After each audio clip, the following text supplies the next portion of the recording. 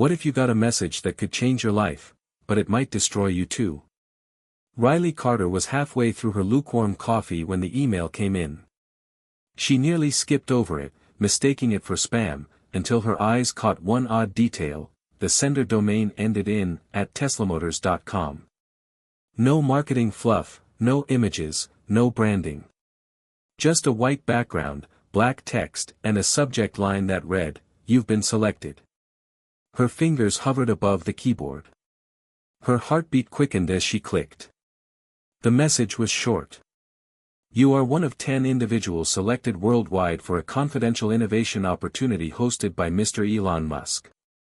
No application required. You were chosen based on algorithmic indicators of unique cognitive processing. If you accept, a car will arrive tomorrow at 8 a.m. Pack for 3 days. NDAs will be provided upon entry. There was no contact information, no additional links, nothing but a one-click RSVP button. Riley stared at it, blinking. In her small apartment in Columbus, Ohio, she was far from anyone who would normally get this kind of invite. She wasn't at MIT anymore. She wasn't working for any major tech firm. Her days were mostly filled with freelance coding jobs and keeping her ancient laptop from overheating. She glanced at the RSVP button again. Could this be real? Was it a scam? Her gut twisted. But something about the message felt authentic. Too plain, too confident. She paced the floor. Her cat, Luna, meowed like she too needed a say. Riley picked up her phone and called Lena. "Hey," Riley said when her friend answered. "What would you do if you got a message claiming Elon Musk wanted to test your brain?" Lena laughed. "I'd check my firewall. Then I'd probably scream." "It looks real," Riley said. "Like, unsettlingly real." "Then you go," Lena replied. "You've been buried for years, Ree. Maybe this is the universe throwing you a bone. Or bait. But I'd still go." Riley looked at the RSVP button again. Her finger hovered. Then, slowly, she clicked. The screen blinked once. Confirmation appeared, transportation confirmed. "See you tomorrow." And that was it. Riley didn't sleep much that night. She packed a backpack with essentials, wrote a note for Lena, and tried not to spiral. The next morning, a sleek, black Tesla pulled up at precisely 8 a.m. No driver. The back door opened automatically. She slid inside, heart pounding. The screen lit up, destination, Texas. No other instructions. The car drove itself, smooth and silent. Riley watched the landscapes blur by, the flat Midwest slowly giving way to desert skies. It felt like a movie, a dream, a trap. Somewhere along the ride, she found herself whispering, "Hit subscribe and leave a comment with where you're watching from. This story might just spark a new beginning." What's one thing that always pushes you forward, even when things get tough? She laughed to herself, nervously. Her go-to phrase whenever she uploaded a rare video to her nearly abandoned YouTube channel. She hadn't posted in over a year. She wondered what her subscribers would think if they knew where she was right now. The car finally stopped near Austin, in front of a sleek, windowless compound surrounded by desert. A man in all black, no badge, no expression, opened her door. "Ms. Carter. Follow me."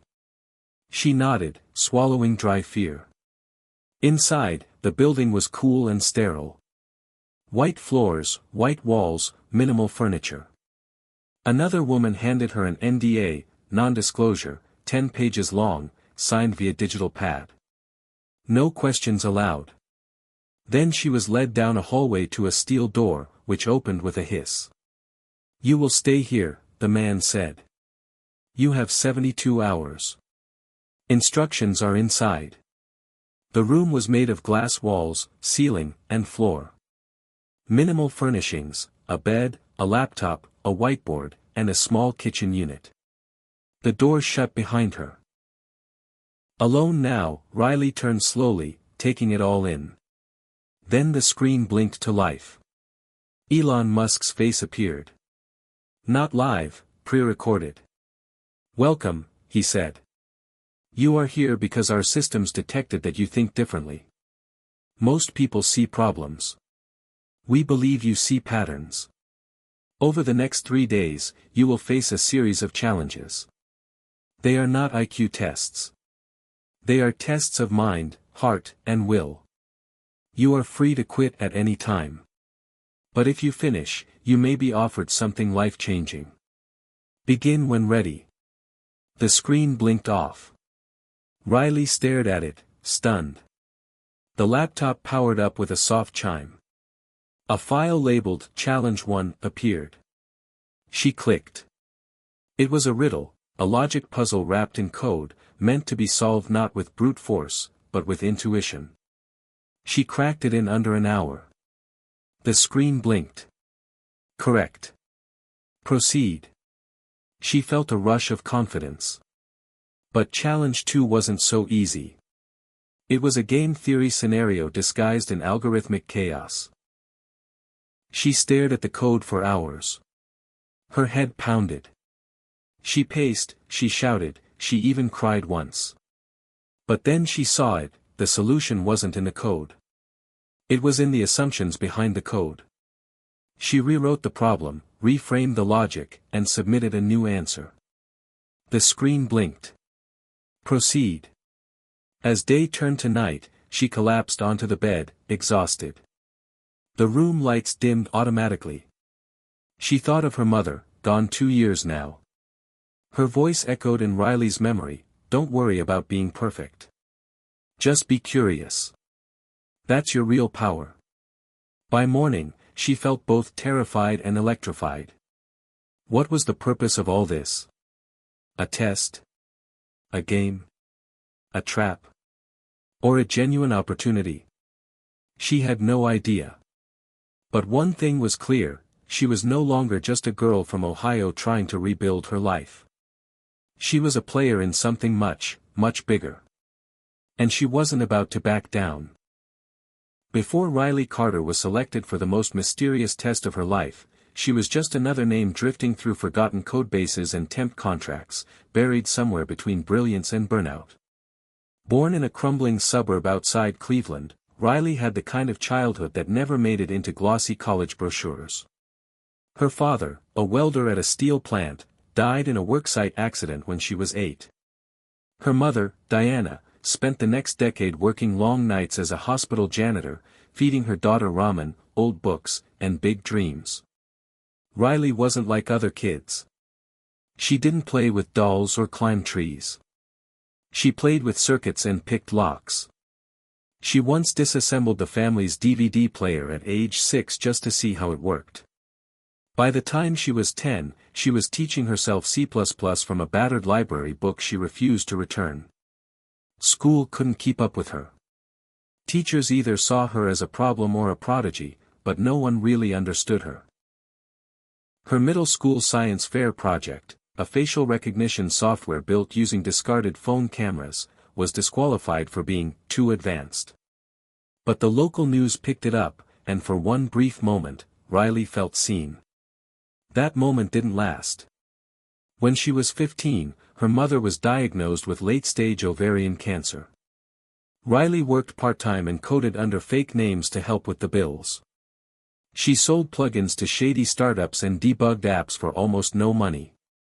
It kept them afloat for a while, but it also wore her down. She never went to prom. Never had a boyfriend. The night her mother died, Riley sat alone in the hospital lobby with her backpack on her lap, waiting for someone to tell her what to do next. No one came. She spent the next year couch surfing with a family friend until she got a full ride to MIT. Everyone thought her life was about to turn around. It didn't. MIT was a jungle of intellectual warfare. Riley was fast, but not social. She aced classes but skipped networking events. She couldn't afford to attend fancy mixers or buy decent clothes. Her classmates talked startups and seed funding, she talked survival. She had a panic attack during a public presentation in her second year, completely froze in front of a panel of professors and peers. Someone filmed it. It went semi-viral under the title, "Genius Glitch." She left MIT soon after, technically on medical leave, though she never returned. For the next 4 years, she floated. She took odd jobs online, created a modest YouTube channel where she taught coding hacks and reverse engineering techniques, and rarely left her apartment. She had no degree, no job title, no family left, only her best friend Lena, a tattooed bartender who once studied philosophy before dropping out herself. Lena was Riley's anchor. The kind of friend who didn't ask questions when Riley fell apart. Who showed up with ramen and hard seltzers and forced her to go outside. Lena believed in her long after Riley stopped believing in herself. "You're not a dropout," Lena would say. "You're a detour. One that's about to find its damn purpose." Riley never believed her. Not until the email came. And now, as she sat in a glass room solving problems designed to break her, that belief flickered into something like hope. On the second day of the challenge, Riley was presented with a new file. This one wasn't code, it was a video. Elon Musk appeared again, this time seated in a dark room, speaking slowly. "This challenge is not about intelligence," he said. "It's about memory. There is a sequence hidden in the following footage. You have 1 hour. Do not replay it. Begin." The screen cut to a 5-minute video of seemingly random scenes, a man walking a dog past a red truck, birds flying over a freeway, a child spinning a globe, a flickering candle in a dark room. No dialogue. No pattern, at least not an obvious one. Riley replayed it in her mind over and over after the video stopped. She scribbled furiously on the whiteboard, drawing arrows between objects and timestamps. Was it a Fibonacci sequence? Was it musical timing? A color pattern? An AI watermark? The answer came in a flash, not in what she saw, but in what she heard. The soundtrack had a rising and falling pitch, seemingly random. But Riley noticed the tones mapped to a binary sequence, dots and dashes in frequency. Morse code. She decoded it. What you remember matters more than what you solve.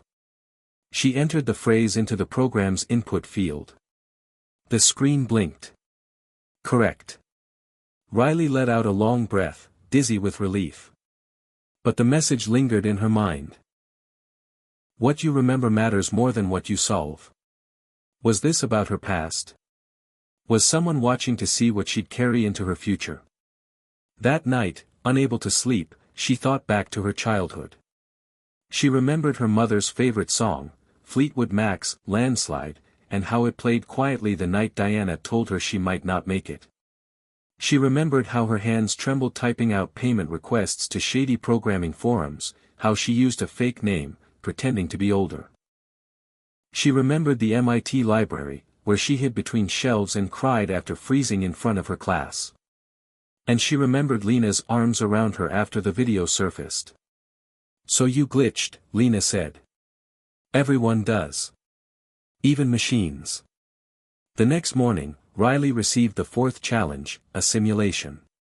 She was given a virtual world and told to run a company for 5 simulated years, making choices on hiring, ethics, product development, and expansion. The game was eerily detailed.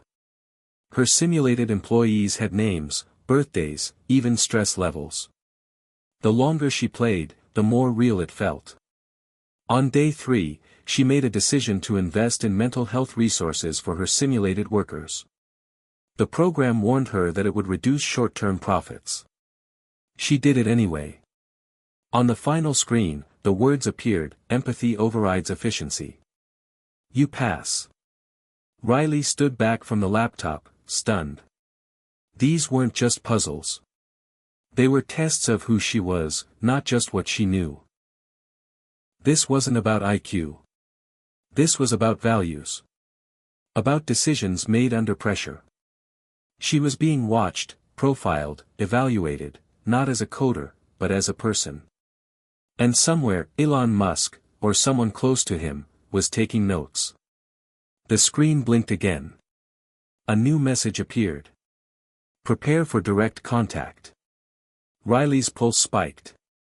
She looked around the room. The lights dimmed. The door clicked. Opened. And then, for the first time, a live voice filled the air. Miss Carter. Elon will see you now. The hallway outside the glass room was dim and sterile, lined with matte gray walls and recessed lighting that pulsed softly overhead. Riley followed the silent handler in black as he led her through a labyrinth of turns and metal doors that opened with no handles or hinges, just soft mechanical sighs. She didn't know where they were going, but her heart thudded with the rhythmic fear of being watched. She wondered how many cameras were hidden in the ceiling panels, how many eyes had been analyzing every twitch of her hands, every pause between keystrokes. Eventually, the handler stopped outside a wide black door that looked heavier than anything she'd ever seen. With a nod, he stepped aside. The door opened inward by itself. She walked in. The room was massive, dome-shaped, and completely circular, with a glowing Tesla coil slowly pulsing in the center like a living heart. There were no windows, no visible lights, yet everything was perfectly lit. And sitting in the only chair in the room, facing her, was Elon Musk. In person. He didn't look how she imagined. Taller. More tired. A calm intensity in his eyes, but not the godlike mystique that the media had built around him. He wore a simple black t-shirt and jeans. No security. No advisors. Just him. Riley, he said, his voice carrying easily through the space. You're the first one who made it this far. Her throat was dry. There were others. 49, he replied. All chosen by the same predictive algorithm. You're number 50. The final test case. Riley took a slow breath. What is this really? Why me? Musk stood, walking toward her with his hands clasped loosely behind his back. Because intelligence without integrity is dangerous. Because our systems can detect pattern recognition, decision trees, even emotional impulse. But what we can't model is moral resistance. Until someone like you shows up. You're testing for morality, she asked, eyes narrowing. Among other things. You were chosen not for your IQ score, which is impressive, by the way, but because your behavior under pressure is anomalous. You broke the second challenge by refusing the framing. You recoded your own interface. You refused to exploit simulated employees for profit. You rejected traditional success models. That makes you dangerous. And valuable. Riley folded her arms. You said this could be life-changing. What exactly are you offering? Elon gave a small smile. An invitation. To something very few people know exists. A screen lowered from the ceiling and flickered on. It showed a schematic of a neural interface. Then data flows. Then simulations of global supply chains, war zones, and cities. This isn't just about tech, he said. We're building something called Atlas, a decision-making engine that can support humanity in the next evolutionary leap. Climate collapse. AI singularity. Space colonization. But we need human minds at the helm. People who can make decisions the system can't. Empathic, nonlinear thinkers. We've run over 3 million simulations. Every time we put pure logic in control, it ends in collapse. You were chosen to be the first human node in that network. Riley blinked. You want to plug me into a machine? No, he said. We want you to lead it. Atlas is part AI, part human intuition. But it needs a conscience. A pilot. You. She laughed, nervously. Why not just use someone with a degree, a job, someone more qualified? Because qualification has nothing to do with leadership, Musk said. You've been through hell. You understand the cost of survival. You think like a machine but feel like a person. We need that. Humanity needs that. Riley stepped back, absorbing it all. The tension, the riddles, the simulations, it had all led to this moment. It wasn't a job offer. It was a recruitment. For something bigger than herself. And terrifying. What if I say no? She asked. Then you leave here and remember nothing, he said. You signed the NDA. We'll wipe the last 72 hours from your access log. You'll go back to your life. We'll move to candidate 51. Her breath caught. There's a 51. There's always someone else, Elon replied. But I don't think they're you. Riley turned slowly, staring at the coil in the middle of the room. Its slow pulses reminded her of a heartbeat. Or maybe her own nervous system humming under the pressure of everything she was being asked to accept. What happens if I say yes? You'll undergo full onboarding, he said. We integrate you into Atlas gradually. 3 months of training. Neural feedback calibration. You'll work remotely, guiding decision branches that could affect millions of lives. You'll never be publicly known. But you'll be part of history. And I have to disappear. Not completely, he said. But your life will change. You'll be monitored. Protected. Some doors will close. Others will open. You'll know things you can't unknow. Riley didn't answer immediately. Her mind reeled. She thought about Lena. About the dingy apartment with the drafty windows. About the way she used to fall asleep to the sound of her laptop's fan. She thought about her mother. About MIT. About how it felt to be dismissed, underestimated, used. And then, she thought about the video simulation. About the fake employees she protected. About the ethical choice she made when no one was watching. Was this the moment it had all been leading to? Or just another trap? I need time, she said finally. You have 12 hours, Musk replied. After that, we initiate the memory protocol. The screen retracted.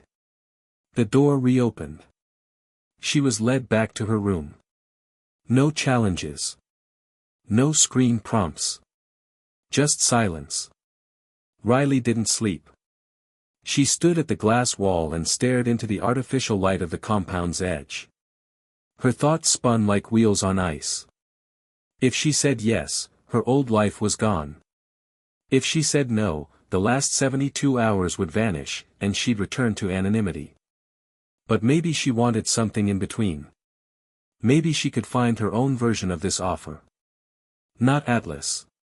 Not Musk. But something real. Something hers.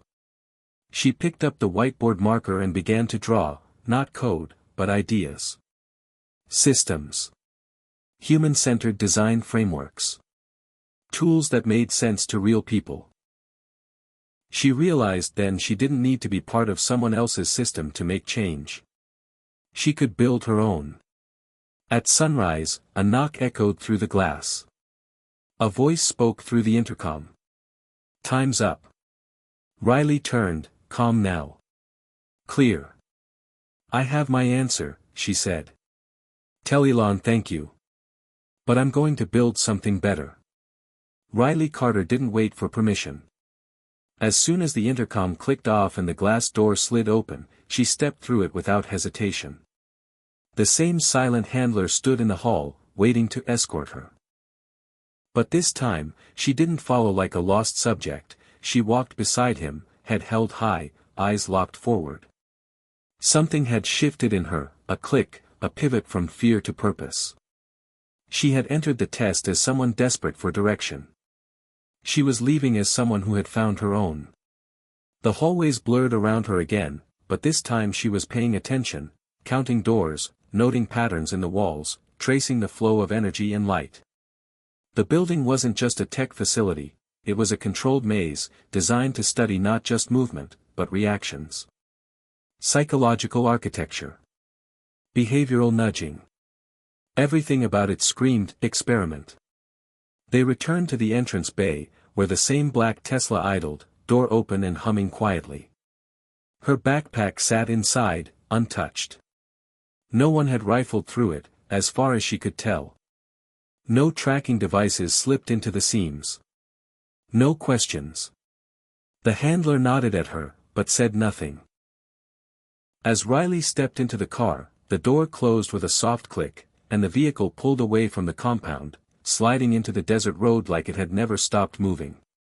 No driver. Just an AI voice saying, "Destination, Columbus, Ohio." The drive took hours, but time didn't pass in the usual way. Riley sat curled against the window, staring out as the open terrain morphed slowly into farmland, then highways, then the familiar cracked roads of her old city. Her mind wasn't on Musk, or the puzzles, or even Atlas. It was on the alternative she had imagined during the longest night of her life, a vision that wouldn't let go. She didn't need Neuralink, or Tesla, or SpaceX to change the world. She didn't need to be plugged into a decision engine. What she needed was freedom. A space to build, on her terms. No glass rooms. No surveillance. Just real people and real tools. By the time the Tesla dropped her off at the curb in front of her apartment building, she had decided. She would build her own system. Not Atlas. Not simulation. Something real. Something human. She stepped into her old apartment like stepping back in time. Nothing had changed. The overhead light still flickered. The fridge still rattled. Luna the cat yawned from the windowsill like she hadn't noticed Riley was gone for 3 days. Riley dropped her bag and went straight to her whiteboard. She erased the half-finished code from her last freelance job and started sketching new lines, new boxes, arrows, and loops. Human-driven AI collaboration, she wrote at the top. Accessible tech for underrepresented minds. Beneath that, no gatekeeping. No corporate leash. No overlords. She worked through the night. No food. No sleep. No distractions. When Lena finally knocked the next morning, Riley opened the door in her hoodie, eyes blazing, hair wild. "Jesus," Lena said. "You look like a raccoon who hacked into NASA." "I might have," Riley muttered, stepping aside. "Come look at this." Lena followed her to the whiteboard. It was covered in scribbles, algorithms, acronyms, mission statements, sketches of a user interface. "It's not just an app," Riley said, pacing. "It's a platform. Empath IQ. It trains cognitive problem solving, like IQ tests, but for empathy. For ethical logic. For resilience. It's like boot camp for the next generation of thinkers who don't fit the mold. It helps them build things, not destroy them." Lena blinked. "So, like a coding platform?" "More than that," Riley said. "It's a mindset shift. It rewards moral creativity. Decision-making that considers people, not just outcomes. Kids who don't have a degree, but who think deeply. It's a tool that teaches them how to ask better questions, not just get the right answers. And it's open source?" Lena asked. "Fully. Anyone can contribute. No paywall. No mining data. No exploitative licensing. Just collaboration. You gonna fund this with ramen?" Lena joked. "I'll find a way," Riley said. "Crowdfunding, grants, maybe even a few honest investors. But I'm not selling out. This isn't another tech startup. This is a rebellion." Lena grinned. "I knew you were up to something after that mysterious 3-day vanishing act. What really happened out there?" Riley hesitated. She had signed the NDA, after all. She couldn't legally speak about Atlas or the test or Musk's offer. But she could speak around it. "Let's just say," she said carefully, "I was given the chance to be part of something big. But it wasn't my big. And now? Now, Riley said, I'm building mine. Over the next month, she went all in. She resurrected her YouTube channel and posted a cryptic video titled, "They tried to measure my brain, I measured my soul instead." It didn't mention Musk. It didn't need to. It simply showed her sitting in front of a whiteboard, breaking down ethical decision trees and how traditional tech ignores emotional intelligence. She ended the video with a simple call: if you've ever felt like you were too weird, too sensitive, too different to lead, this platform is for you.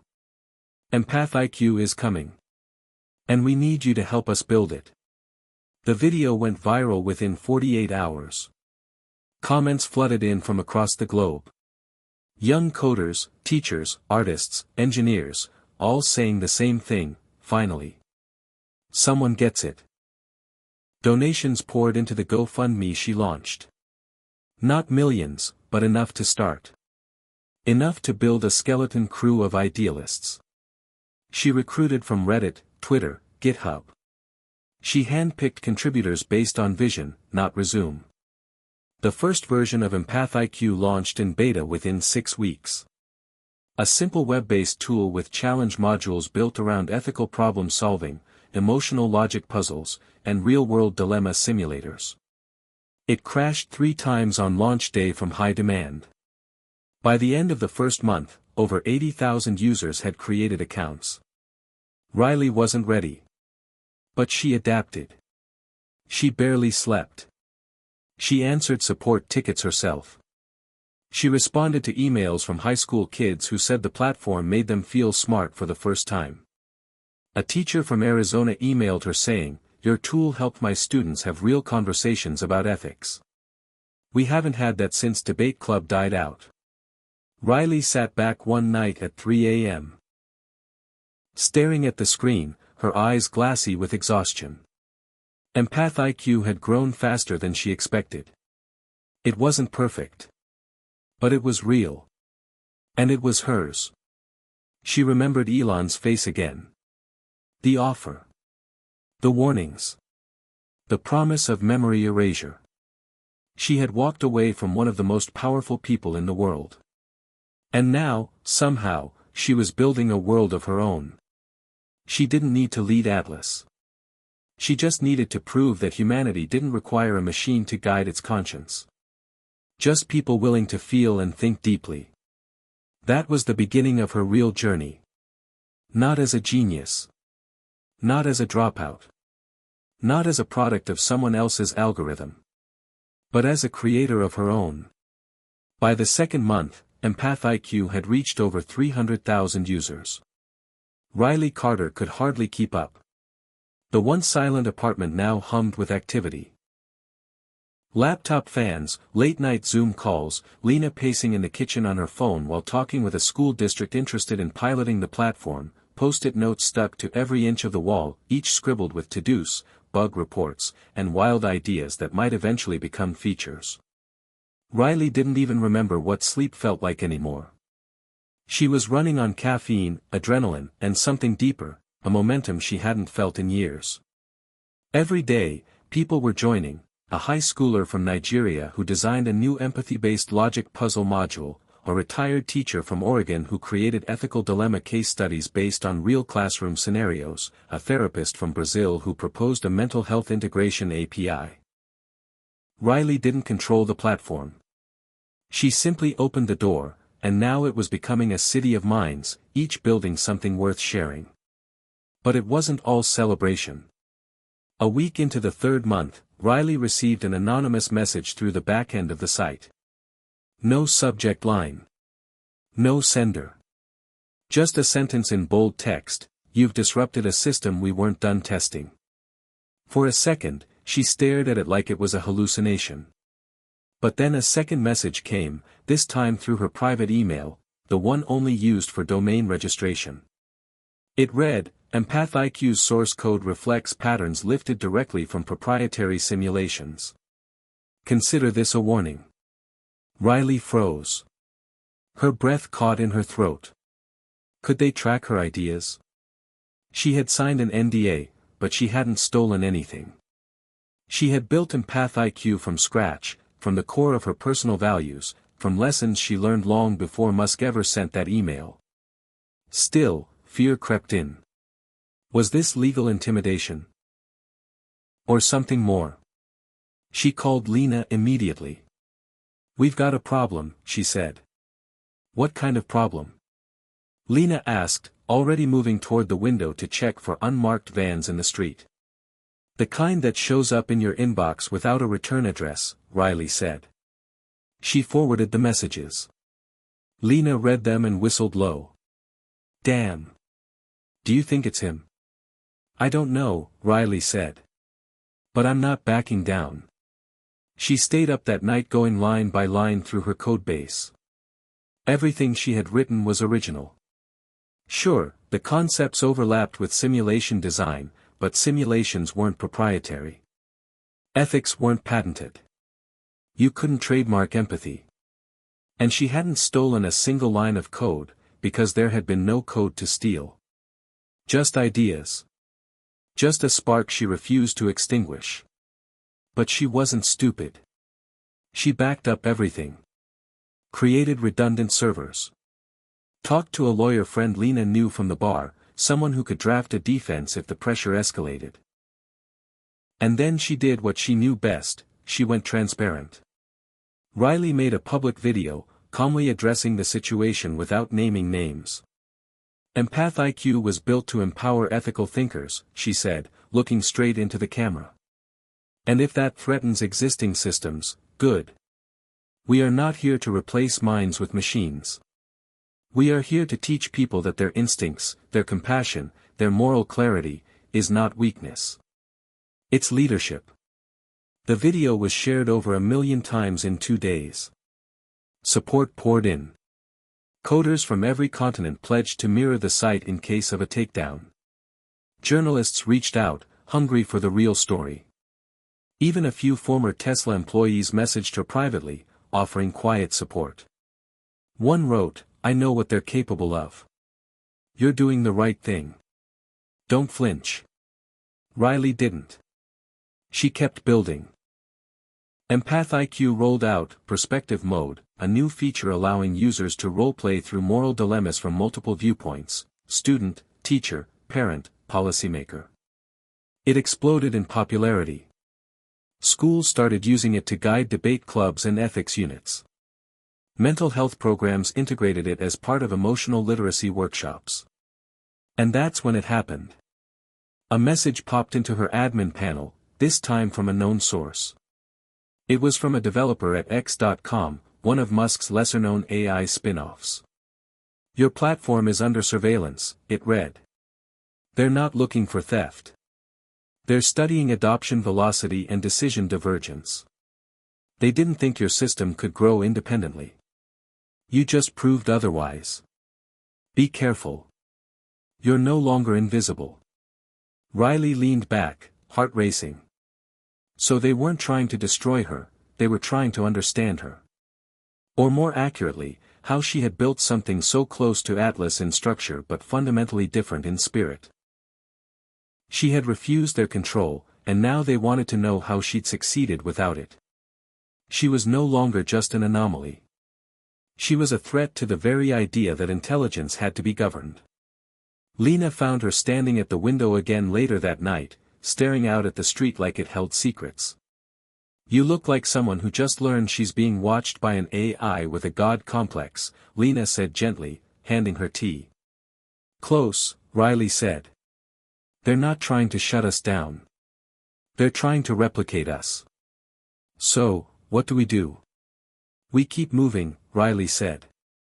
"We scale before they can catch up." Over the next month, Riley and her growing team pushed Empath IQ into new territory.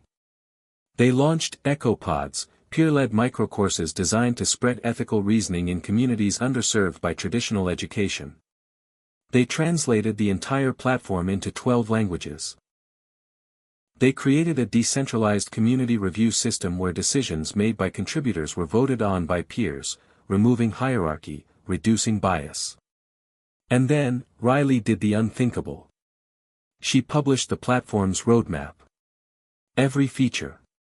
Every long-term goal. Every challenge ahead. Open to the world. It was a declaration of war against secrecy. A dare to those who believed power was control. This is not a company, the Post read. This is a movement. Steal our ideas. Improve them. Spread them. Just don't forget where they came from, people who gave a damn. Riley expected backlash. Maybe even a lawsuit. But instead, something else happened. Musk himself tweeted, without context, "The best minds don't obey. They invent." It got over 1 million likes. No one knew what it meant. But Riley did. It wasn't permission. It wasn't even praise. It was acknowledgement. A chess master tipping his king, just slightly.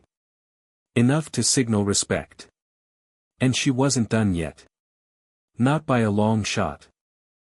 This was the moment she had to explain, out loud, how a girl who once taught herself code on a stolen public library card ended up building the most disruptive ethical intelligence platform in the country. She stood by the hotel window and watched the city lights flicker. Her heart was moving too fast, her mind cycling through memories she hadn't summoned in years. Her mother reading to her at night. MIT's sterile lecture halls. The sting of humiliation after her viral breakdown. The silence of the room where Elon Musk had offered her a future most people would kill for. The temptation to say yes. The courage it took to say no. Her phone buzzed. "Lena. You alive?" "Barely," Riley replied. "No speech yet?" "No speech. Want me to fake a bomb threat so we can cancel?" Riley cracked a tired laugh. "God, please." Lena paused, then said, "You already said the speech, Ree. You've been saying it every day for the past 6 months. This platform is the speech." The fact that a dropout raised on hospital vending machines built a network of ethical thinkers in a world that runs on shortcuts? That's your story. Just get up there and tell the truth. Riley exhaled slowly. That was Lena's gift, cutting through the noise. She closed the call, sat down at her desk, and opened a new slide. One sentence, in big block letters: "There is no algorithm for courage." She built the rest of her talk around that line. When the summit opened the next morning, the energy in the room buzzed like a live wire. Most attendees had never met each other in person. They were people who'd spent months collaborating online, solving empathy logic puzzles together, beta testing new features, hosting mini-workshops in their schools and community centers. Now they were here, hundreds of strangers bound by one shared truth: intelligence meant nothing without empathy. The lights dimmed. Riley stepped onto the stage, her boots hitting the wood floor like thunder in her chest. She took the mic, scanned the sea of expectant faces, and began. "I want to start by asking a question," she said. "How many of you have ever felt smart, but not safe?" Hands went up across the crowd. How many of you were told you were too emotional to lead? Too different to belong? Too out there to be taken seriously? More hands. Nods. A few quiet laughs. Yeah. Me too. I grew up coding on second-hand hardware. I got into MIT and still felt like an outsider. I failed a public presentation so badly that someone made a meme out of it. I disappeared from the tech scene. I thought I was broken. She paused. And then I got invited to be part of a system that wanted to measure my intelligence like it was a product. A number. A tool. They tested my logic, my memory, my decisions. But what they couldn't quantify, what they didn't expect, was that I'd walk away. That I'd choose something messier. More human. That I'd choose this. She gestured to the room.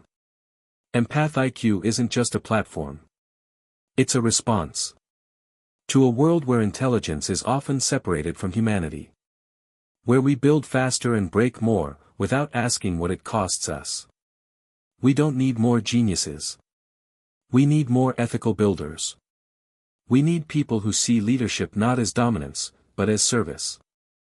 A round of applause swelled, but Riley kept going. We live in a time where the loudest voices are often the least responsible. Where kids grow up learning how to code before they learn how to ask, should I build this? That's the question we teach here. Not just, can I, but, should I? Not just, what's efficient, but, what's right? She clicked to the next slide. The phrase glowed behind her, there is no algorithm for courage. You can't automate empathy, she said. You can't replace conscience with code. But you can teach people to listen to that inner voice, the one that pauses, that questions, that feels. That's what this platform is about. Not replacing people. Empowering them. The room was still. Silent. Listening. And then it erupted. Applause burst through the hall like a wave crashing down. Riley stepped back, blinking, stunned, but for the first time, she didn't feel like an imposter standing on a borrowed stage. She felt exactly where she was supposed to be. The summit ran for 3 days. Panels on ethical design, workshops on moral logic, debates on AI and its place in education. Riley didn't attend all of them, she gave space to others to lead. She watched a high school senior from Atlanta give a better breakdown of ethical choice modeling than any TED Talk she'd ever seen. She watched an elderly community organizer from Detroit help a room full of engineers understand what access really meant. She watched a blind software developer demo an accessibility module that redefined how people with disabilities could engage in ethics simulation. And then, during the final panel, someone asked her, "What would you say to Elon Musk today, if you could?" The room went quiet again. Riley didn't blink. "I'd thank him," she said. "Not for the offer. But for reminding me that I don't need someone else's permission to lead. For showing me that intelligence alone is never enough. And for underestimating me." Laughter. Clapping. A few standing. But Riley wasn't thinking about Musk. Not really. She was thinking about the kids who'd sent her messages, saying Empath IQ made them feel smart for the first time. The teachers who said they saw a change in their classrooms. The coder who said, "Your platform stopped me from taking a job that would have destroyed me." That was her fuel. Not revenge. Not competition. But proof that when you build something real, something good, people find their way to it. That night, after the summit closed, Riley sat with Lena on the hotel rooftop, looking out over the city. They were both exhausted, jackets zipped up against the early fall chill. "You did it," Lena said softly. "We did it," Riley corrected. "You stuck with me when all I had was anxiety and whiteboard markers." "You always had more than that," Lena said. "You had the one thing they couldn't fake." "What's that?" "A soul." Riley smiled, a real one this time. One that came from someplace deeper than pride. And as she looked up at the stars, she didn't see space as a conquest or a next frontier. She saw it as a mirror, reflecting back the truth she now lived by: the future doesn't need gods. It needs guardians. Not algorithms. But courage. 3 days after the summit, Riley Carter received a private invitation to speak at the World Digital Ethics Forum in Geneva. It came not through a PR firm or social media DM but through an encrypted email channel reserved for high-level communications, one she hadn't even known she was on. The subject line was simple: Empath IQ is being watched. Speak. There was no signature, but the body contained a brief statement: "What you've built has disrupted more than you know. Global ethics boards are now revisiting how we define intelligence, value, and leadership. You have 12 minutes on the main stage. Use them wisely." Riley stared at the message for a long time before forwarding it to Lena, whose response came instantly: "Geneva. You're going." Riley didn't hesitate. The next 72 hours were a blur. She was fitted for a rental suit jacket that didn't look like it came from a thrift store. Her passport was dusted off.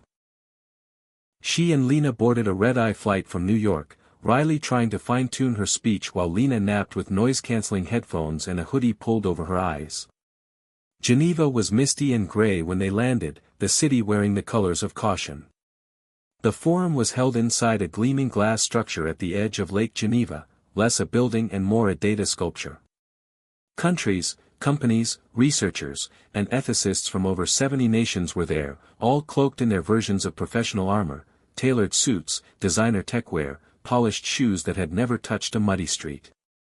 Riley stood among them in clean sneakers and a simple black top, her badge dangling from a lanyard like it didn't belong. And yet, she wasn't nervous. Not anymore.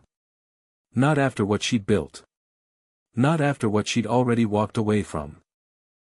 They announced her name without fanfare, just a flat British voice over the mic. Up next, Riley Carter, founder of Empath IQ. She stepped onto the stage. The auditorium wasn't huge, but the eyes in it were sharp. Ministers of Education. AI policy directors. Executives from Meta, DeepMind, OpenAI. Riley could feel the weight of their curiosity, their skepticism, their careful neutrality. She took a deep breath and began. 6 months ago, I turned down the biggest opportunity of my life. No slides. No tech. Just her voice. I was tested in a simulated environment. My problem solving, my logic, my emotional responses, they measured everything. And when I broke the simulation, they offered me a seat at the table of a global AI governance initiative. You know the one. A few glances shifted in the crowd. They wanted me to help steer humanity's future. But there was a catch. I had to be absorbed. Controlled. Told who I was allowed to become. I said no. Her voice was steady. Because intelligence without autonomy isn't leadership. It's servitude. Murmurs. Not hostile. Just surprised. She continued. Instead, I built something from the ground up. Empath IQ. It doesn't reward memorization or exploitation.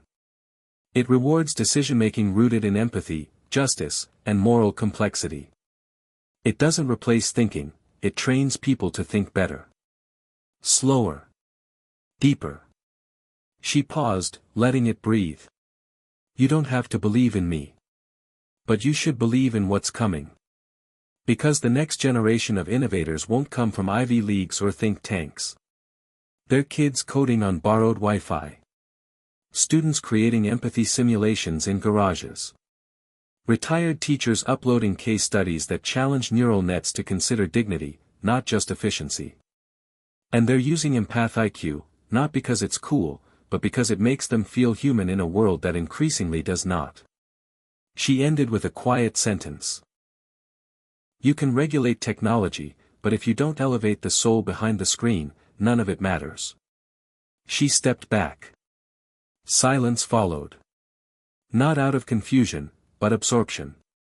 And then, slowly, the applause began. It wasn't thunderous.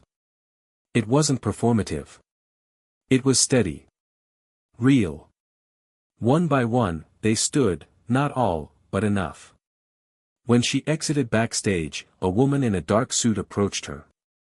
Mid-40s. Sharp eyes. An accent Riley couldn't place. She introduced herself as Dr. Anna Kurova, director of a European ethics consortium that advised multiple governments. You've just accelerated the conversation by 5 years, Dr. Kurova said. Expect friction. You've embarrassed some powerful people. I didn't mean to, Riley said.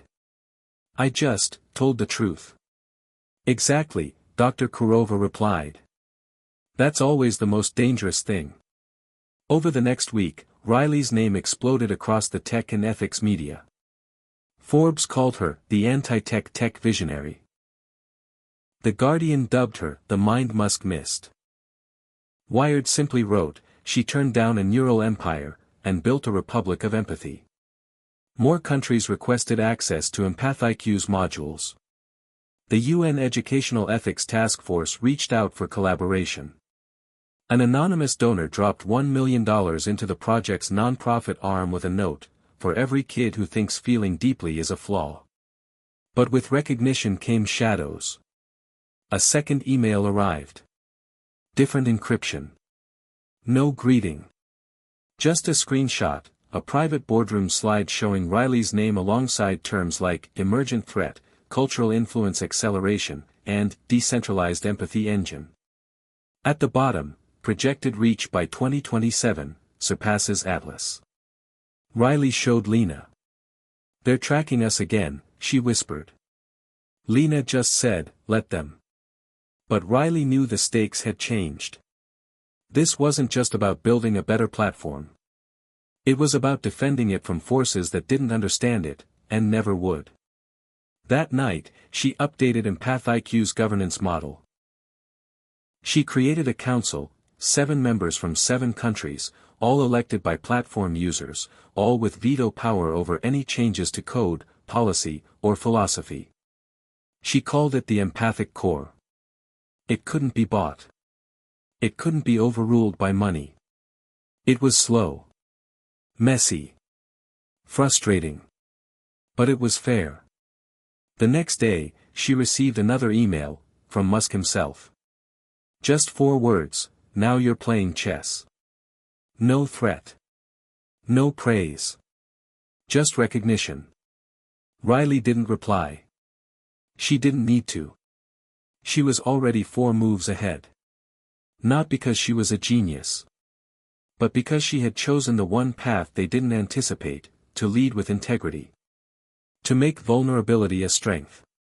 To believe in people who were never invited to the table. And build a new one, big enough for all of them. Riley Carter had always believed she was good at adapting under pressure, but nothing prepared her for the velocity of change that followed Geneva. Overnight, EmpathIQ transformed from an experimental platform into a global movement.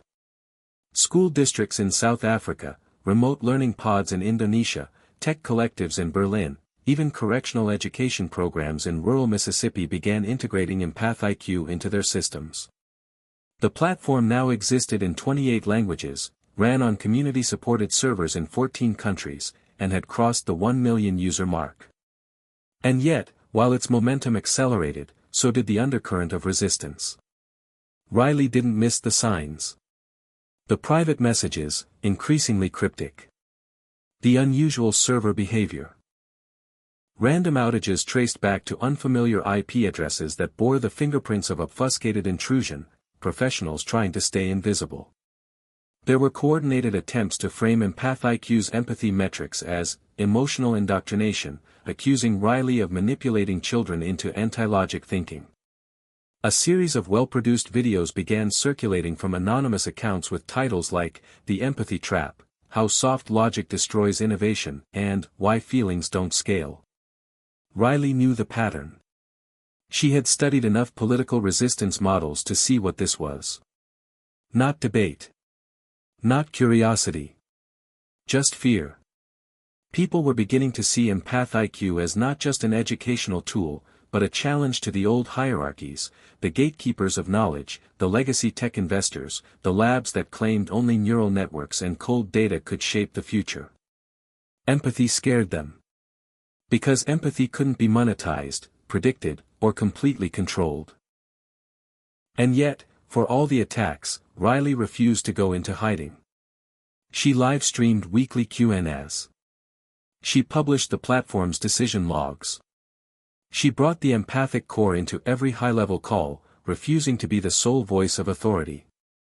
When a journalist asked if she was worried about becoming too powerful, she replied, "Power is a vacuum that forms when people stop sharing decisions. I don't want power. I want process. The slow kind. The kind built in daylight." But the pressure mounted in quieter ways. In the middle of November, Riley received an invitation from a private AI summit held in Iceland, co-hosted by Neuralink, DeepMind, and a shadowy firm called Axiom Loop, a name she instantly recognized from her NDA files months ago. Axiom Loop was rumored to run structural influence modeling for multiple governments. They mapped not just ideas, but who believed them, how they spread, and what friction points could neutralize their momentum. They didn't build tools. They redirected narratives. Their invite came with a handwritten note, scanned and emailed, "We're not enemies. Let's talk." Lena was instantly suspicious. "You realize they're studying us like a contagious virus, right? This isn't diplomacy. This is containment." "I know," Riley said. "But if they're asking me to the table, it means we're already in the room whether we like it or not." So she flew to Reykjavik. Alone. Lena stayed back, coordinating a platform update that would add a new decision tree modeling tool for law schools. Riley packed only her laptop, her legal binder, and a copy of Viktor Frankl's Man's Search for Meaning, a book she had reread every time her purpose began to blur under pressure. The summit was unlike any event she'd ever attended. No press. No public live streams. Just silent security, biometric scans, and a hall of people who weren't there to collaborate, they were there to analyze. People like Dr. Sato, a behavioral architect known for her work on programmable morality in AI. People like Raymond Ellis, an ex-CIA systems strategist now turned ethics consultant for automated policy decisions. And seated directly across from her in the round table, Elon Musk. He didn't smile. Neither did she. The moderator introduced Riley with a short summary of EmpathIQ's rise and the potential disruption it posed to legacy educational and influence structures. Then they asked her the opening question: "What do you think happens when empathy outpaces efficiency in systems designed to scale?" Riley didn't hesitate. "You get dignity," she said. "And that might be the only thing worth scaling." There was a pause. Then a dozen counter-questions. What about performance bottlenecks? What about optimization? What about emotional contagion in logic modeling? What about geopolitical stability when systems slow down for feeling-based ethics? Riley answered each, not defensively, but patiently. She referenced case studies from classrooms where violence rates dropped after EmpathIQ simulations were used. She cited conflict resolution models used in restorative justice programs. She quoted Dr. Gabor Mate on trauma-informed learning. She spoke not as a CEO or inventor, but as a teacher. A builder. A daughter of the broken system they were all pretending to reinvent. At one point, Musk leaned in. "You're building a decentralized ethic. But what happens when people disagree on the root of empathy itself?"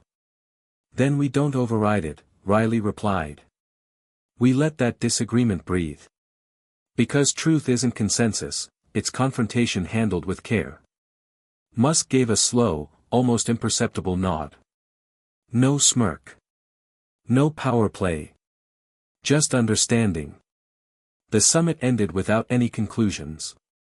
There were no handshakes. No deals. Just data gathered and questions noted. As Riley left, she passed by a wall of digital panels displaying real-time global simulations. One panel caught her eye. It showed a heat map of EmpathIQ's impact across decision-making frameworks in 4 major countries. Overlaid were words: non-compliant intelligence trend, ungoverned. Riley took a photo with her mind. She knew what they were tracking. And she wasn't going to let them define it. She returned to Columbus sharper, quieter, but more resolved. She called an emergency session of the empathic core and laid everything out. "They won't come at us directly," she said. "They'll reframe us. Replicate us. Misinform around us. We need to move now." The core voted unanimously to accelerate the decentralization roadmap. Within 6 weeks, EmpathIQ would no longer be run on centralized servers. Each major region would control its own node. Updates would require cross-node approval. The algorithms would be mirrored across open, publicly auditable repositories. And most importantly, the empathy frameworks themselves would be co-authored with communities on the ground, not just abstracted by theorists in labs. Riley released a public statement: "If you want to stop us, you'll have to find every single one of us. Because this isn't my project anymore. It's yours." That night, another anonymous message arrived. It was just one line: "The next test won't be logic. It'll be endurance." Riley read it, closed her laptop, and looked at her reflection in the dark window. She wasn't afraid. Tired, yes. Worn down. But fear? No. That had left her long ago, somewhere back in that glass room where she first looked Elon Musk in the eye and chose her own path. She thought about that moment a lot now. Not because she regretted it, but because she finally understood something he did back then, something buried in his tone, in that flicker of surprise when she said no. He hadn't been testing her intelligence. He had been testing her will. And she'd passed a test that couldn't be scored. The kind that only time could reveal. The kind that makes history. Hit subscribe and leave a comment with where you're watching from. This story might just spark a new beginning. What's one thing that always pushes you forward, even when things get tough? The days after the summit in Reykjavik unfolded like a tightly wound coil slowly unfurling. Riley Carter returned home to Columbus to find the world shifting beneath her feet. Empath IQ was no longer just a platform, it was becoming a symbol, a beacon and a target. The decentralized network launch had gone smoothly, the empathic core growing in influence and number, inviting voices from unexpected places, grassroots activists, teachers in underfunded schools, even former skeptics who'd witnessed Empath IQ's power firsthand. But with expansion came chaos. In the chaos, Riley found herself pulled in every direction at once. Investors demanding returns clashed with community advocates pushing for open access. Developers debated between usability and complexity. Media spun narratives ranging from "Empath IQ is the future of humane technology" to "Empath IQ is a dangerous experiment in emotional manipulation." One night, after a grueling 16-hour strategy meeting, Riley found herself in the quiet of her small kitchen, scrolling through a flood of messages, some glowing with support, others laced with vitriol. Then a sudden ping, a private message from a stranger calling themselves Watcher. It read, "You're playing a long game. So are they. Be careful who you trust." She stared at the screen, heart quickening, mind racing. Who was this Watcher? A hacker? An insider? Or a warning from one of the many factions watching her every move? She showed Lena immediately. Lena frowned, tapping furiously on her phone. "We've got bots tracking us, but this is different. This feels human." Riley's first instinct was to ignore it. But the next message came less than an hour later. "Your allies aren't always who they appear to be. Look closer." There was a file attached, encrypted, naturally. Lena took over decrypting, her fingers flying over the keys. The file opened, a series of intercepted internal messages from Axiom Loop. Plans to seed dissent within Empath IQ's user communities. Instructions to amplify existing fears about empathy overload and decision paralysis. And worst of all, a directive to recruit a mole within Riley's own empathic core. Riley's blood ran cold. They had gone beyond spying. This was sabotage. Betrayal from within. She spent the next 48 hours in a sleepless haze, cross-referencing empathic core members' digital footprints, looking for anomalies. She confided in Lena, who urged caution. "Don't go paranoid, Riley. You can't fight shadows with shadows." But Riley knew better. Trust was the fragile thread that held the entire movement together. If that thread broke, Empath IQ would unravel. She called a closed emergency meeting with the core. Only 5 of the original 7 members could attend. The tension was palpable. Riley laid out everything. She watched faces turn pale. "We suspected something," said Dr. Anna Kurova, still connected through video. But this level of infiltration, the youngest member, Jamal, a social entrepreneur from Lagos, clenched his jaw. We have to root it out. Transparency or nothing. The discussion spiraled into accusations, counter-accusations, calls for immediate audits. It was exactly what Axiom Loop wanted: conflict, division. Riley raised her voice, steady but firm. We're stronger than this. We will not fracture because someone wants us to. We implement an internal transparency protocol, live voting, anonymous reporting, rotating leadership, and we recommit to our founding principle: empathy first. A fragile consensus emerged. They implemented what came to be known as the empathic firewall, a multi-layered trust system designed to detect unusual patterns of communication and decision-making, while safeguarding personal privacy. The firewall wasn't perfect, but it was a statement: Empath IQ wouldn't become a tool of division. Meanwhile, Riley received another unexpected visitor, Dr. Sato from the Iceland summit. She arrived quietly at Riley's modest office, carrying nothing but a notebook and an aura of calm. I owe you an apology, she said. I misjudged you. They talked for hours. Sato shared her work on programmable morality, projects that sought to embed fixed ethical codes into AI systems. She explained the limits she'd encountered. You don't build morality by programming rules, she said. You build it by nurturing understanding. Riley realized that despite their opposing methods, they shared a vision, a future where technology served humanity's deepest values. Sato's presence was more than a peace offering. It was an olive branch that Riley cautiously accepted. They agreed to collaborate on a new project, an open-source empathy calibration tool to help AI systems better grasp the nuances of human emotion across cultures. The partnership sent ripples through the community, some welcoming the bridge building, others suspicious of Sato's past. As winter descended on Columbus, Riley found moments of unexpected clarity in the quiet. She spent evenings walking her neighborhood, reflecting on how far Empath IQ had come, and how far it still had to go. She thought of her mother, a schoolteacher who had always believed in the power of patience and listening. She thought of Lena, who had become her fiercest defender and truest friend.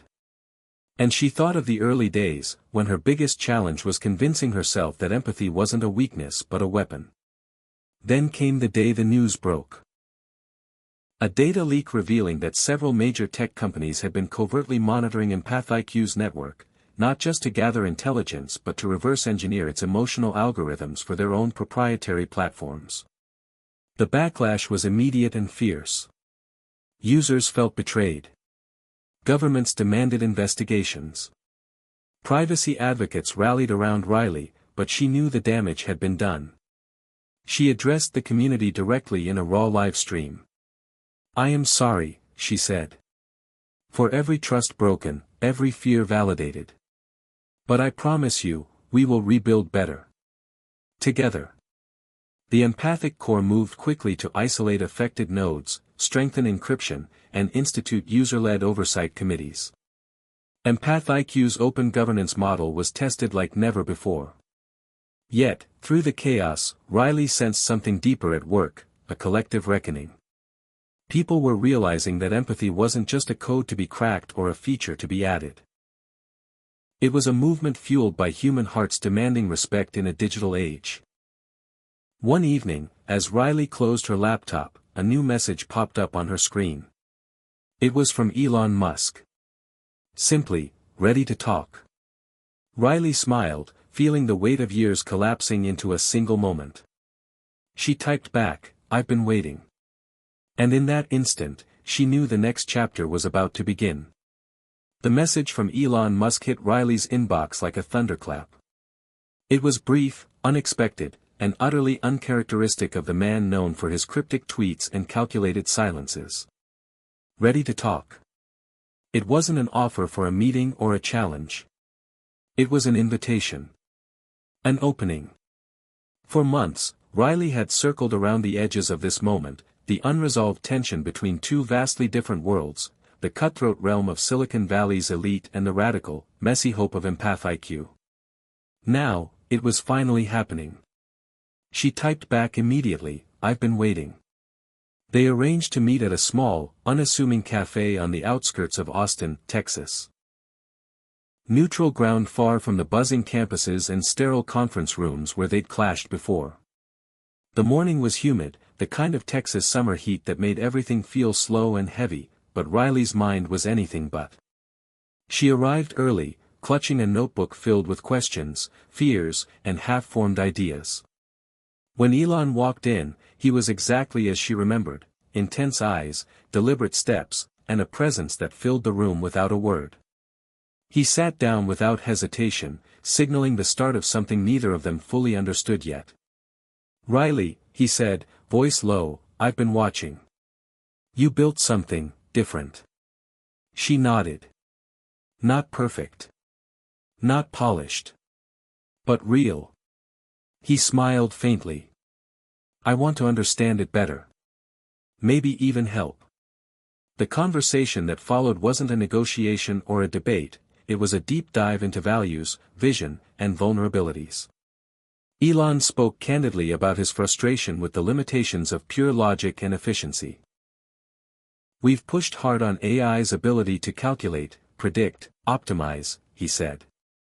"But what if we've neglected the core reason technology exists? To serve humanity, not replace it."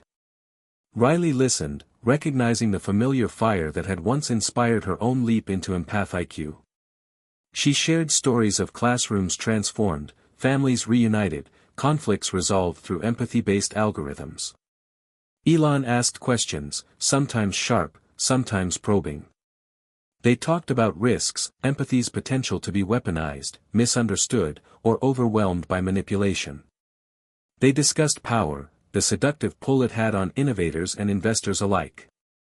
Hours passed unnoticed as they sketched ideas on napkins, imagining a future where empathy and intelligence didn't compete but co-evolved. Toward the end of the meeting, Elon leaned forward. "I want to propose something radical. A partnership. Not just between us, but between our visions. Imagine combining Neuralink's interface tech with Empath IQ's emotional intelligence. Real-time empathy data feeding directly into decision-making processes." Riley's heart raced. The possibilities were staggering, and terrifying.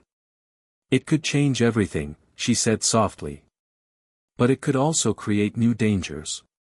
"Exactly," Elon agreed. "Which is why we do it together.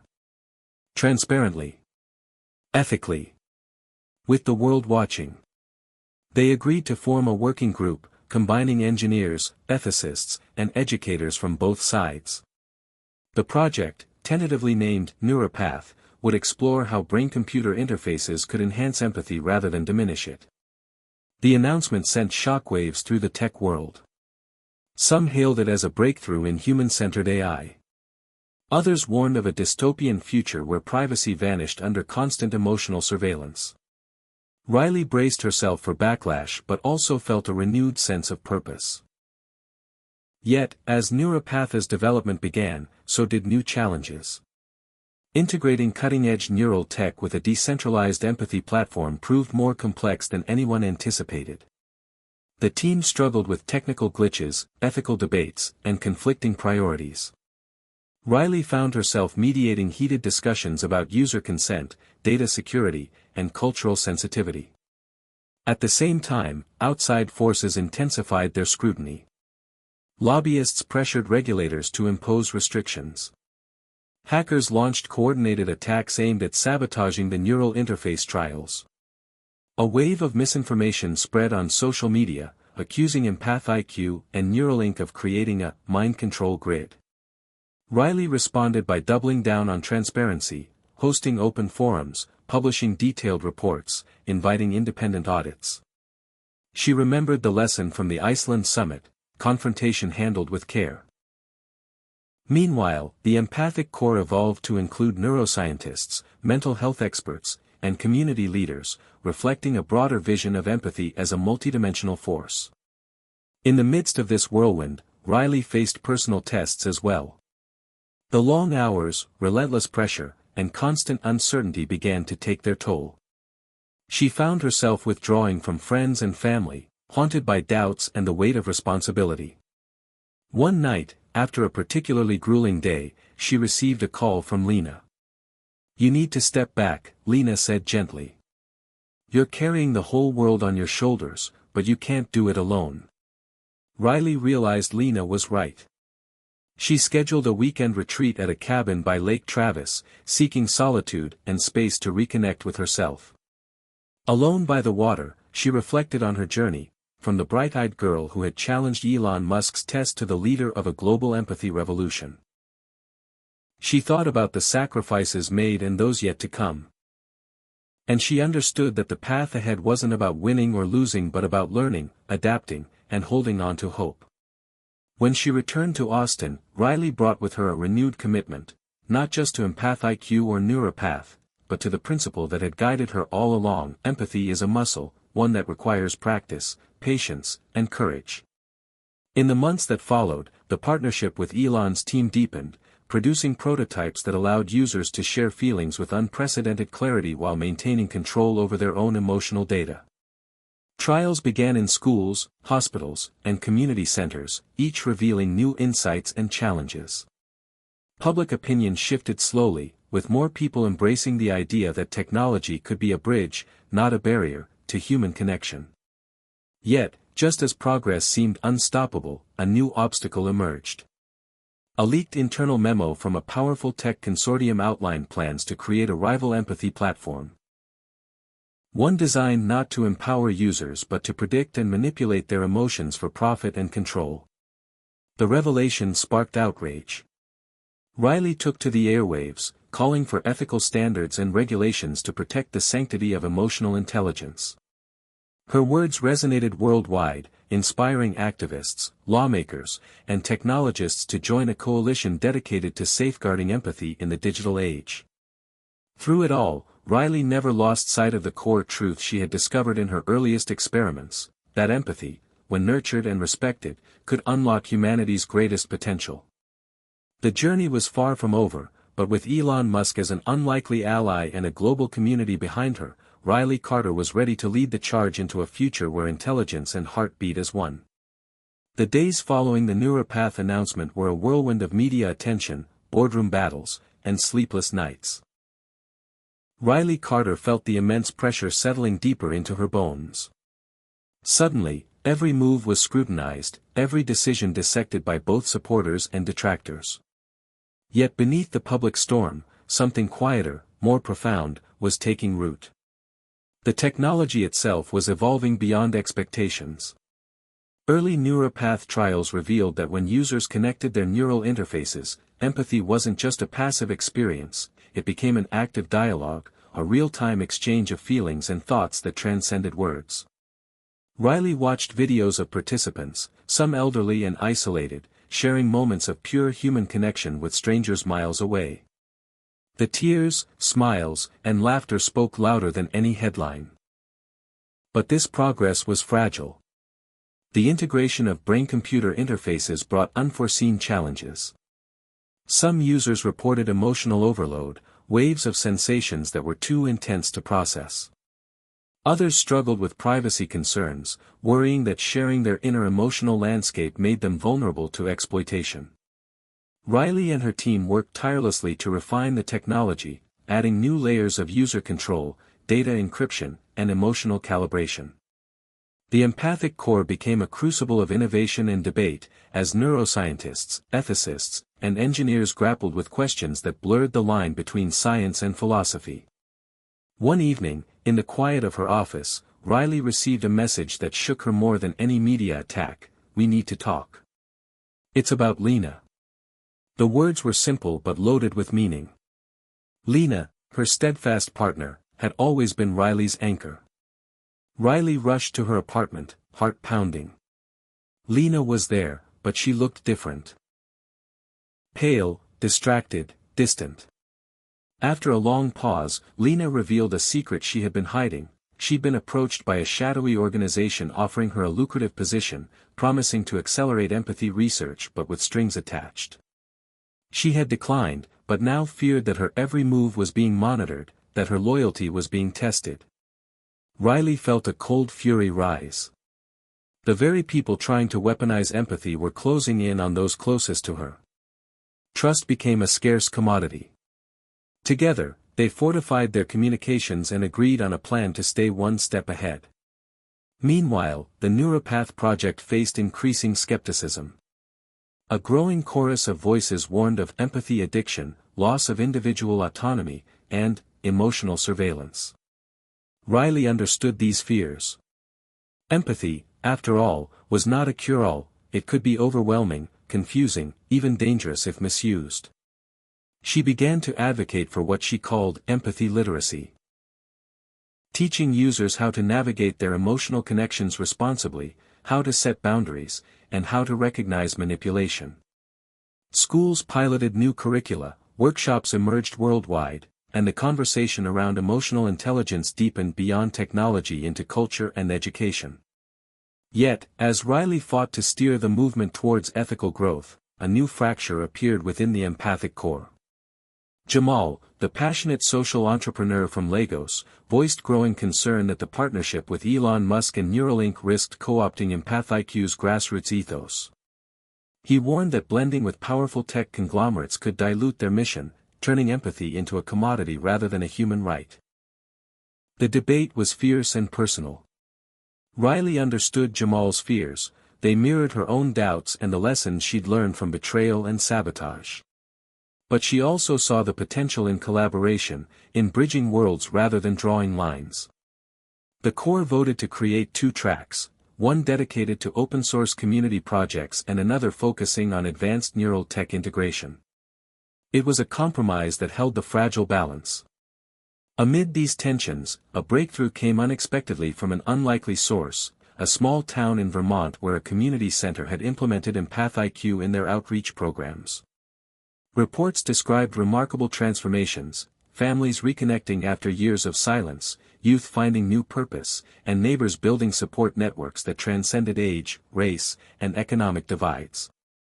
Riley traveled there herself, walking through the snowy streets, meeting the people whose lives were changing.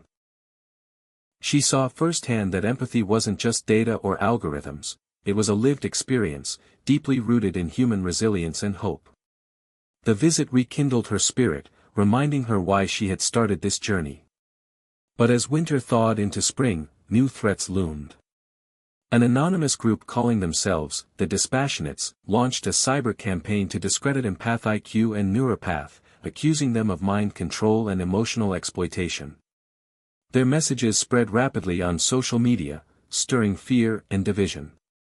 Riley and her team responded with calm transparency, engaging users directly, hosting open forums, and releasing data validating their ethics and safety measures.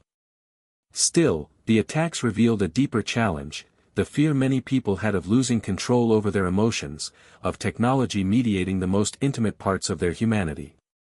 Riley realized that the battle wasn't just technological but psychological. Empathy was a frontier of human identity and autonomy. The question became, how could they design technology that empowered rather than overwhelmed, that connected rather than isolated? As tension simmered, Riley's own life was touched by a personal crisis. Her mother, the schoolteacher who had always inspired her, fell ill. In the quiet hospital room, watching her mother's fragile breath, Riley confronted the limits of technology's reach. No algorithm could replace the tenderness of a hand held, the comfort of presence. It was a humbling reminder that empathy was as much about being there as about understanding. This realization deepened her resolve to keep EmpathIQ rooted in humanity. Around the same time, Lena made a bold decision. She announced she was stepping back from day-to-day operations to focus on grassroots empathy education, traveling to underserved communities to build local networks. It was a bittersweet moment for Riley, pride mixed with fear. But she knew Lena's heart was in the right place. Their partnership, though evolving, remained unbreakable. Back at Neuropath headquarters, the first clinical trials of the next-generation interface began. Participants reported moments of profound connection but also vulnerability.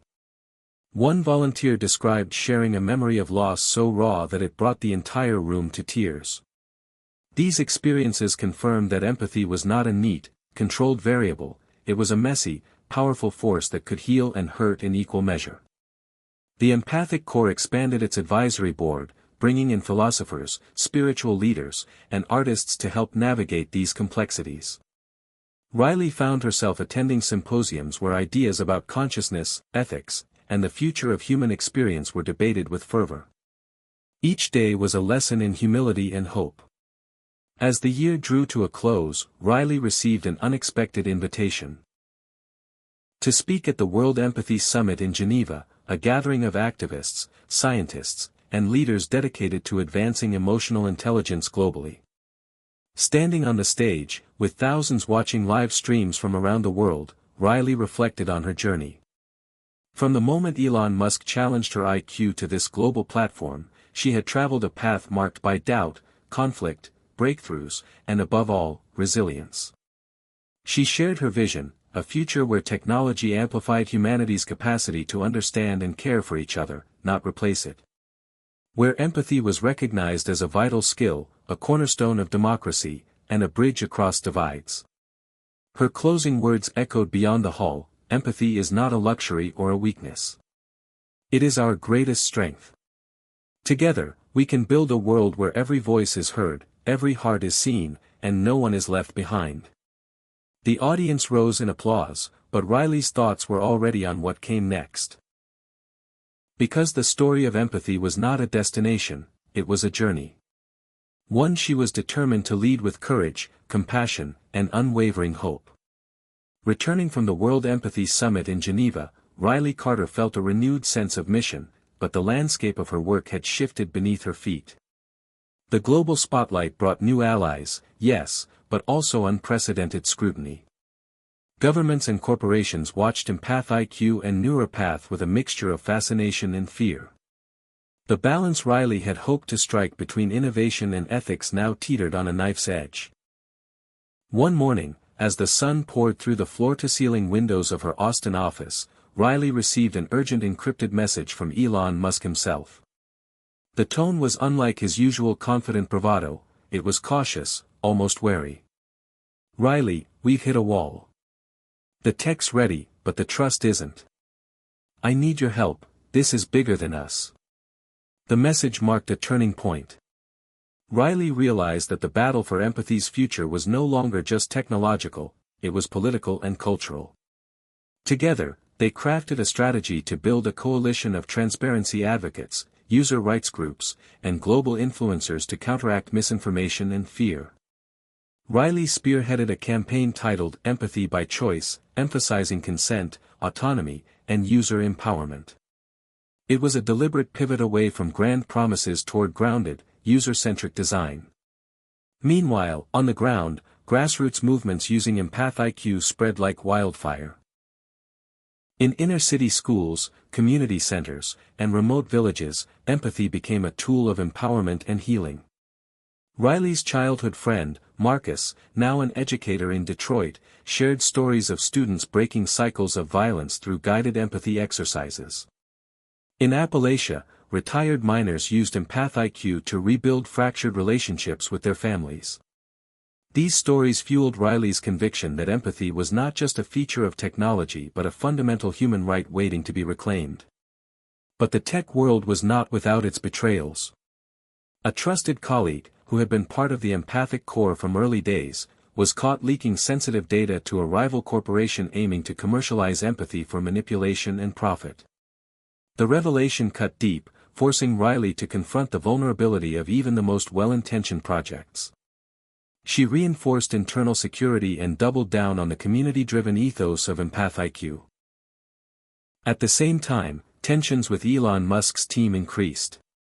The scale and ambition of Neuralink's neural interface clashed with Riley's insistence on simplicity, privacy, and gradual adoption. Arguments erupted over product direction, data governance, and ethical boundaries. The once hopeful partnership risked fracturing.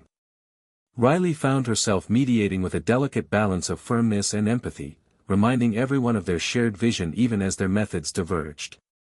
One particularly tense board meeting ended with Elon quietly stating, "We want to build a future that's unthinkable today, but we can't do it without trust.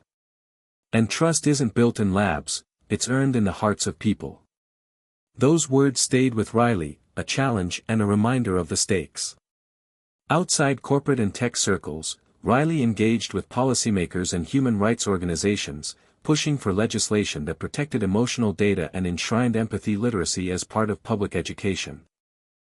Her advocacy sparked both admiration and resistance. Some lawmakers called it visionary, others dismissed it as naive or impractical. Amid these battles, Riley's personal life began to stabilize. Lena's work in grassroots empathy education blossomed, building bridges in communities overlooked by technology's rapid advance. Their relationship, tested by distance and pressure, grew stronger, rooted in shared purpose and honest communication. Together, they dreamed of a future where empathy was a universal language, crossing divides of culture, class, and ideology. The following months saw incremental but meaningful progress. NeuroPath's updated interfaces included new privacy settings, customizable emotional filters, and opt-in modules that respected users' pace and boundaries. EmpathIQ launched an open-source platform where communities could adapt empathy tools to their unique needs, fostering innovation from the bottom up.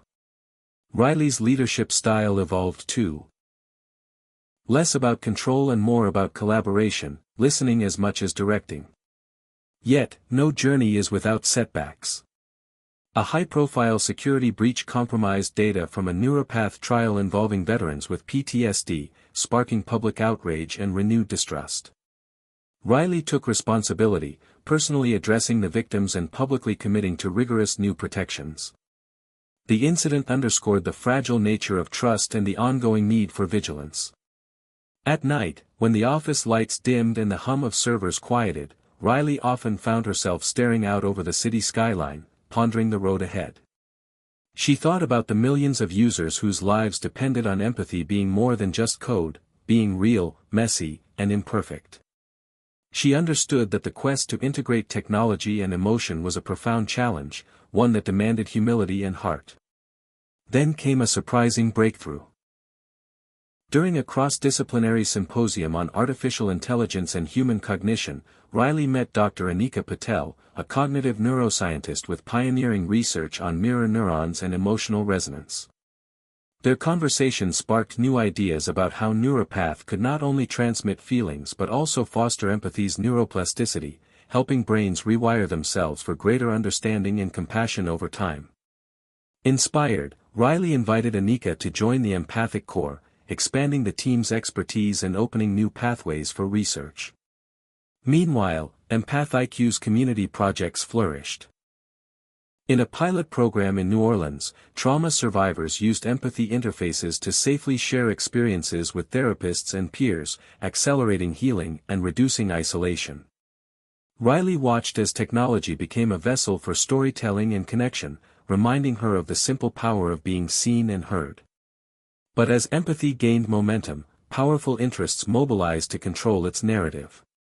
A coalition of media moguls and political operatives launched a campaign to frame empathy tech as a threat to free will, stoking fears of manipulation and loss of identity.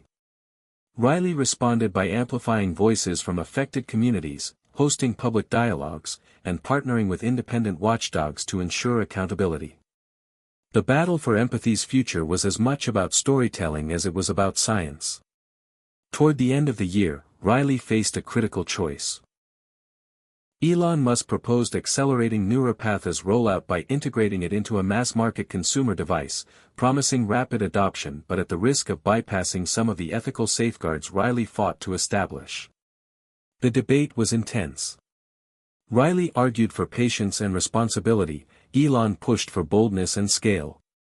After long discussions, they reached a fragile agreement, a phased rollout with rigorous user education and opt-in layers. The compromise embodied the tension at the heart of innovation, between speed and care, ambition and ethics. As snow began to blanket Austin, Riley attended a community gathering hosted by Lena, where locals shared stories of empathy's impact on their lives. Listening to these voices, Riley felt a profound sense of connection and purpose. The journey had brought her here, to a moment where technology and humanity met not as adversaries but as partners in the unfolding story of what it means to be truly human. She knew the road ahead would be challenging, filled with new tests and unexpected turns. But with courage, collaboration, and an unwavering belief in empathy's power, Riley Carter was ready to lead the way into a future where intelligence was measured not just by IQ but by the capacity to care. Spring in Austin brought with it a fresh wave of challenges and unexpected opportunities for Riley Carter and the Empath IQ team. The phased rollout of NeuroPath's consumer interface was underway, and while adoption rates exceeded projections, so did the complexity of real-world reactions. Users reported a dizzying array of emotional experiences, from euphoric connections that seemed to erase loneliness, to moments of overwhelming vulnerability that left them feeling exposed and raw. Riley knew this was the true test of their work. Empathy was not a neat formula, it was a living, breathing force that required careful tending. To meet this, the team launched a series of empathy clinics, hybrid spaces blending technology, therapy, and community support. Here, users could explore their experiences with trained facilitators, learning to navigate the new emotional terrain opened by neural interfaces. The clinics became places of healing and discovery, where laughter mixed with tears, and strangers became companions on a shared journey. Meanwhile, Riley's partnership with Dr. Anika Patel deepened, catalyzing breakthroughs in neuroplasticity research. Their collaboration revealed that repeated empathic experiences could rewire neural pathways, enhancing emotional resilience and reducing biases. This finding held transformative potential, not just for individuals but for society at large.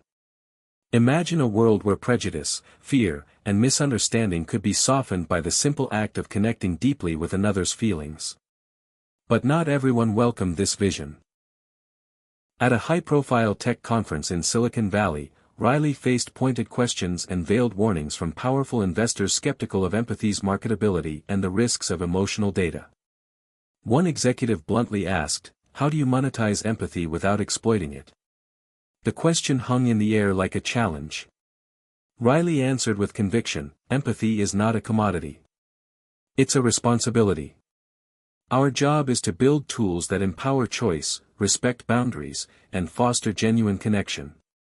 Profit should never come at the cost of humanity." The crowd's mixed reaction reminded her how far the conversation had to go. Back in Austin, the empathic core convened for a critical summit. The team debated a proposal to open-source parts of the NeuroPath codebase to encourage innovation and transparency. Jamal, ever the advocate for community control, pushed hard for the move, warning that secrecy bred mistrust. Others feared losing competitive advantage or exposing vulnerabilities. After hours of intense discussion, a consensus emerged: transparency would be prioritized, but with safeguards to protect user privacy and intellectual property.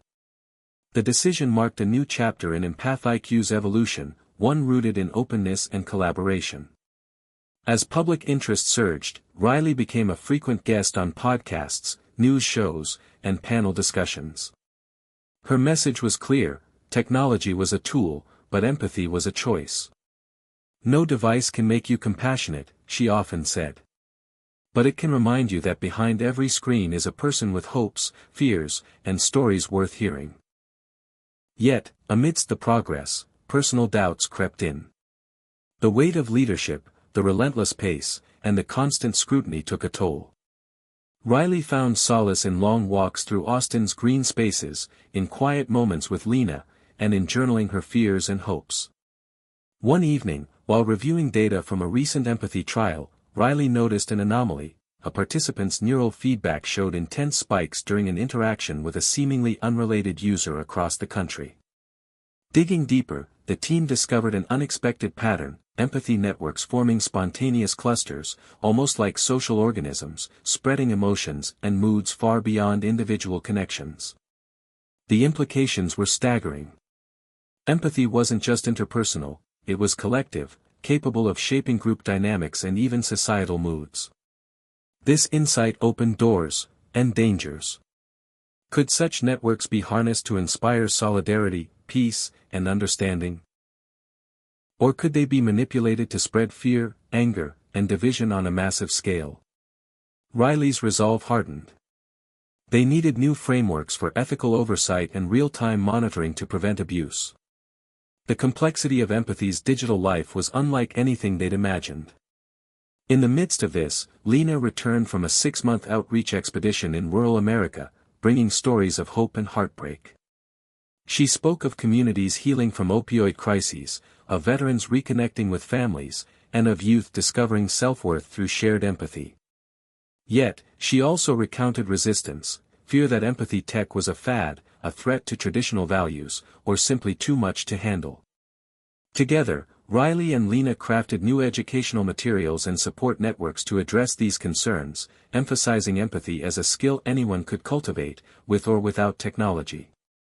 One night, an unexpected call came through. A renowned filmmaker wanted to document EmpathIQ's journey. The project promised to capture the highs and lows, the science and the soul of their work. Riley hesitated but agreed, seeing the power of storytelling to reach hearts beyond tech circles. Filming began, and Riley found herself reflecting on the paradox of her path, a relentless push into the future grounded by the timeless need to be understood and loved. But the peace was shattered by a stark warning from a cybersecurity expert. An advanced persistent threat was targeting EmpathIQ's servers, aiming to steal emotional data and sabotage the neural interface. The attack was sophisticated, bypassing firewalls and encryption with alarming ease.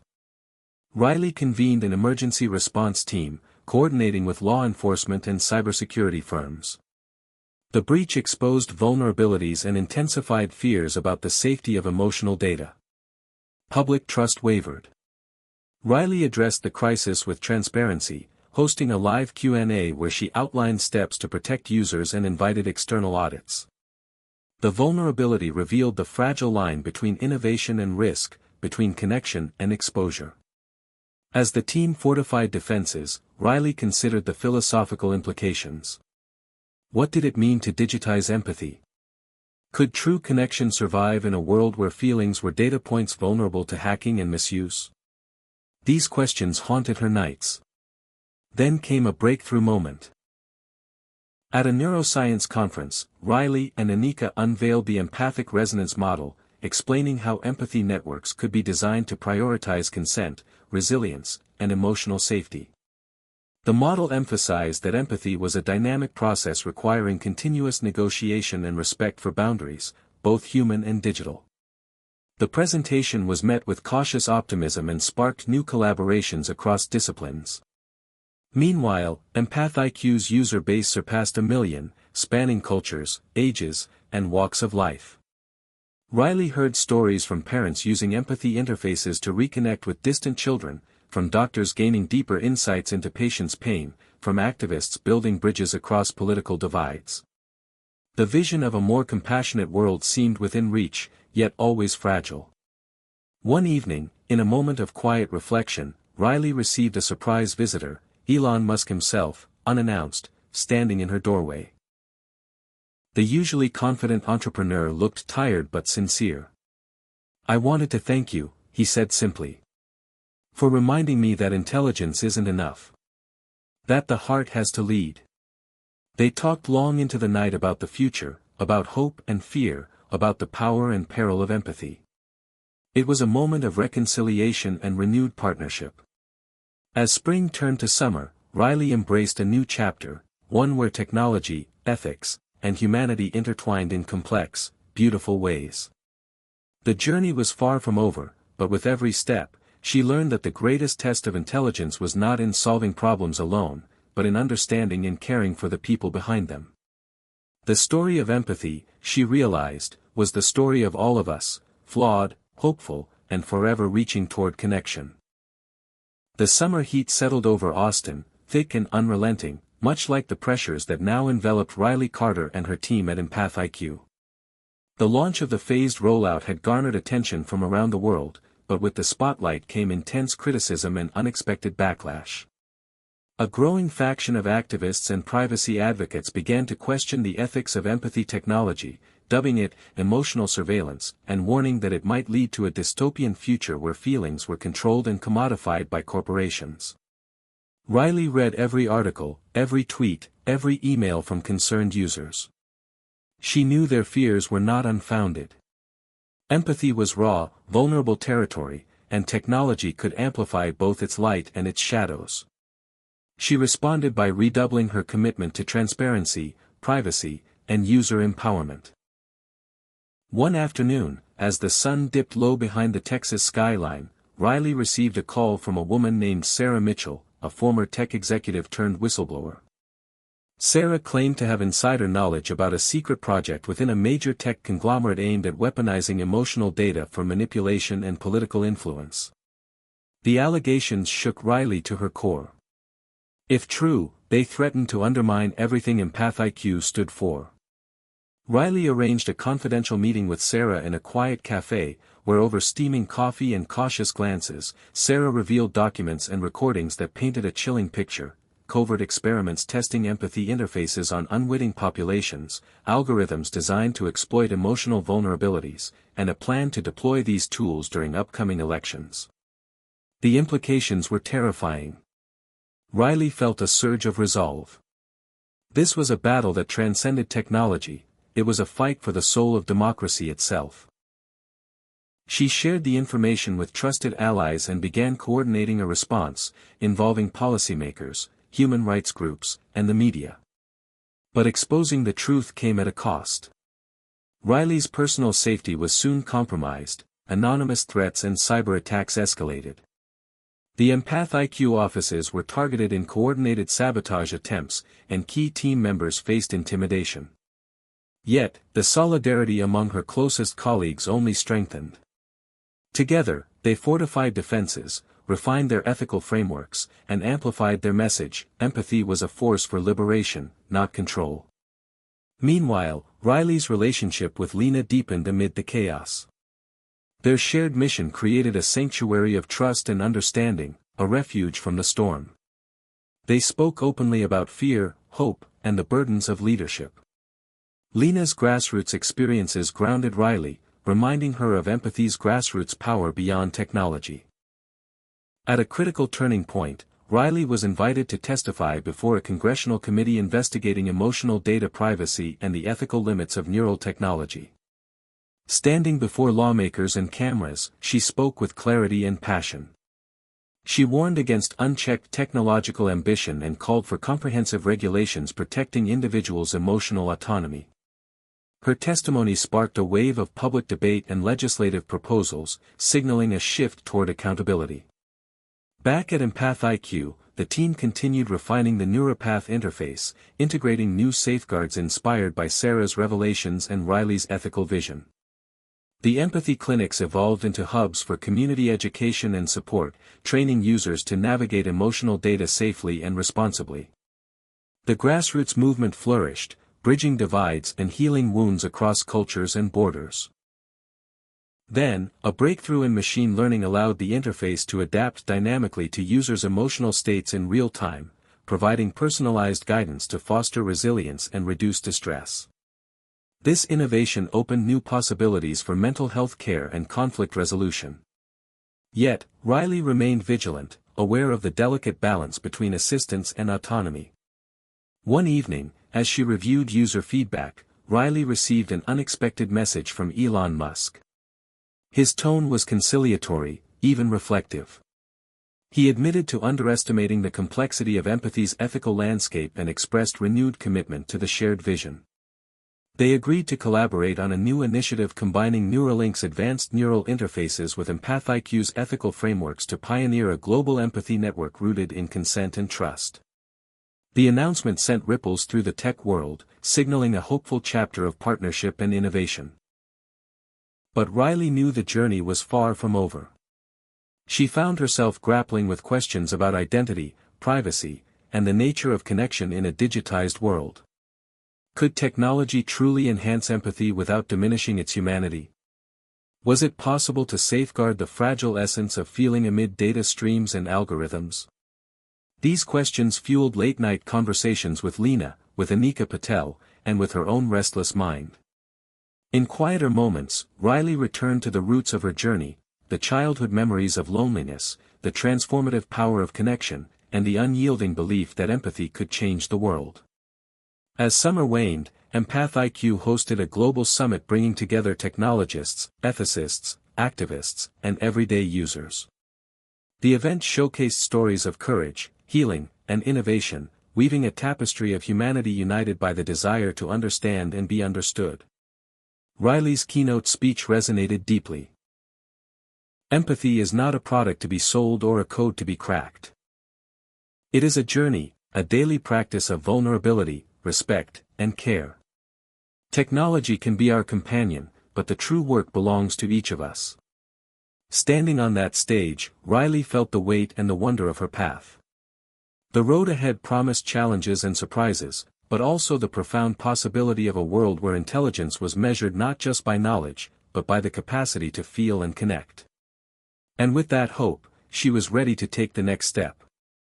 The crisp fall air in Austin brought a sense of urgency and momentum that Riley Carter hadn't felt since Empath IQ's earliest days. The global summit's energy lingered like a pulse beneath everything she did. But with progress came new complexities. As Empath IQ's technology wove deeper into daily life, Riley began to see that empathy was no longer just an individual experience, it was shaping social dynamics, politics, and even economic structures in unexpected ways. One morning, Riley received a call from Jamal, the lead data scientist, whose voice was tense. He had uncovered patterns in the empathy networks indicating emergent behaviors, groups of users forming empathic echo chambers, where shared emotions intensified, sometimes spiraling into collective anxiety or euphoria. This phenomenon wasn't unlike social media bubbles but amplified by direct emotional feedback. The implications were staggering. If empathy technology could both heal and harm collective moods, how could they guide its influence responsibly? Riley convened the empathic core to confront the dilemma. They debated solutions ranging from algorithmic moderation to user education. Anika Patel proposed a groundbreaking idea, building empathic regulators, AI systems designed not to control emotions but to gently nudge networks toward balance and awareness, encouraging reflection rather than reaction. Implementing this would require delicate calibration to respect autonomy while promoting emotional health. As the team worked feverishly, Riley continued public outreach, emphasizing that empathy was a skill cultivated with intention and care, not just a product of technology. She appeared on podcasts, gave interviews, and engaged in virtual town halls, listening as much as speaking. Users shared stories of transformation and struggle. One letter stood out, a teacher from a small town in Iowa describing how empathy tools helped bridge divides between students from conflicting backgrounds, creating a safer, more inclusive classroom. These real-world impacts fueled Riley's conviction but also reminded her of the stakes. Then came a surprising development. Elon Musk invited Riley to visit the SpaceX headquarters in California, proposing a joint experiment, integrating neuropath with astronauts on a long-duration mission to Mars. The idea was to explore how enhanced empathy could support psychological resilience in extreme isolation. The mission promised to push technological and emotional boundaries. Riley accepted, seeing the opportunity as both a scientific frontier and a symbol of humanity's shared journey. The visit to SpaceX was awe-inspiring. Riley toured the sleek spacecraft, met with engineers and psychologists, and participated in simulations testing the neural interface's responsiveness in zero-gravity conditions. She was struck by the blend of cutting-edge tech and human vulnerability in the astronauts' candid discussions about loneliness and fear. Back in Austin, the empathic core prepared the Mars mission module's empathy software, adapting it to the unique stresses of space travel. They collaborated with astronauts to design personalized emotional support protocols, blending AI assistance with human connection. Meanwhile, public discourse around empathy technology intensified. A new wave of critics questioned the psychological risks of neural interfaces, warning about dependency and the blurring of emotional boundaries. Riley acknowledged these concerns openly, advocating for rigorous research, ethical guidelines, and ongoing user consent. She believed that transparency and dialogue were essential to trust. At the same time, Riley found herself reflecting on the personal toll of her leadership. The pressures of navigating innovation, ethics, and public scrutiny weighed heavily. She leaned on Lena more than ever, their partnership a sanctuary amid the storm.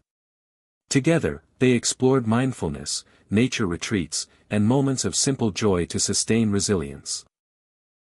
One evening, after a long day, Riley received an encrypted message from an anonymous source claiming to have evidence of manipulation attempts targeting the Mars mission's empathy network. The message hinted at cyber-sabotage designed to disrupt the astronauts' psychological stability. Alarmed, Riley alerted SpaceX and her cybersecurity team. They launched a covert investigation, uncovering attempts by unknown actors to infiltrate the empathy interface. The discovery underscored the fragility of trust in a world where emotional data could be weaponized. Riley realized that the battle for empathy's future was as much about security and vigilance as it was about innovation and compassion. As winter approached, the Mars mission's launch date drew near. The empathy software was integrated and tested, ready to accompany the astronauts on their historic journey. Riley prepared a public address to share the mission's goals and the potential of empathy technology to expand human horizons. On launch day, Riley watched alongside millions worldwide as the rocket soared into the sky, carrying not just explorers but a new hope for emotional connection across the stars. The mission symbolized the fusion of intelligence and heart, science and soul. In the quiet aftermath, Riley returned to her work with renewed purpose. She understood that empathy's true test was ongoing, beyond innovation and hype, rooted in the messy, beautiful complexity of human life. Her journey had brought her from personal struggles to global impact, from doubt to conviction. And still, the path ahead was unwritten. She looked forward to it with courage, curiosity, and an unshakable belief that the greatest discoveries were not just about the mind, but the heart.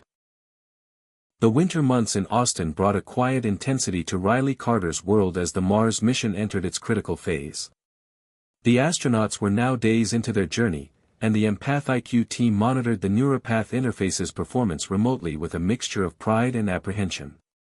Initial data showed promising signs. The astronauts reported feeling more connected to each other and to mission control despite the vast distance. The empathic resonance seemed to mitigate feelings of isolation and stress, offering an emotional lifeline during their long voyage. Yet, Riley was acutely aware that the stakes were higher than ever. In space, there was no margin for error, not just technically, but emotionally. One evening, as Riley reviewed the latest neural feedback, she noticed subtle anomalies in one astronaut's data, a series of emotional spikes inconsistent with reported moods. She alerted the medical team, prompting a remote psychological evaluation that revealed early signs of emotional fatigue and withdrawal. The empathy interface was helping, but it could not replace human care. This moment underscored the delicate balance EmpathIQ had to maintain, technology as a companion, not a crutch. Meanwhile, back on Earth, public fascination with the mission fueled debates about empathy technology's broader implications. Philosophers and ethicists questioned what it meant to share emotions so intimately across distances and cultures. Was this a new form of intimacy, or did it risk eroding privacy and individual boundaries? Riley welcomed these conversations, believing that grappling with complexity was essential to growth. At EmpathIQ headquarters, the team faced new challenges as well. The demand for empathy tools expanded into fields Riley hadn't anticipated: corporate leadership training, conflict resolution in international diplomacy, and even artistic collaboration. Each context required unique adaptations, testing the flexibility and ethics of their technology. One day, a surprising request came from a renowned Broadway director interested in using neuropath to deepen actors' emotional immersion and audience connection.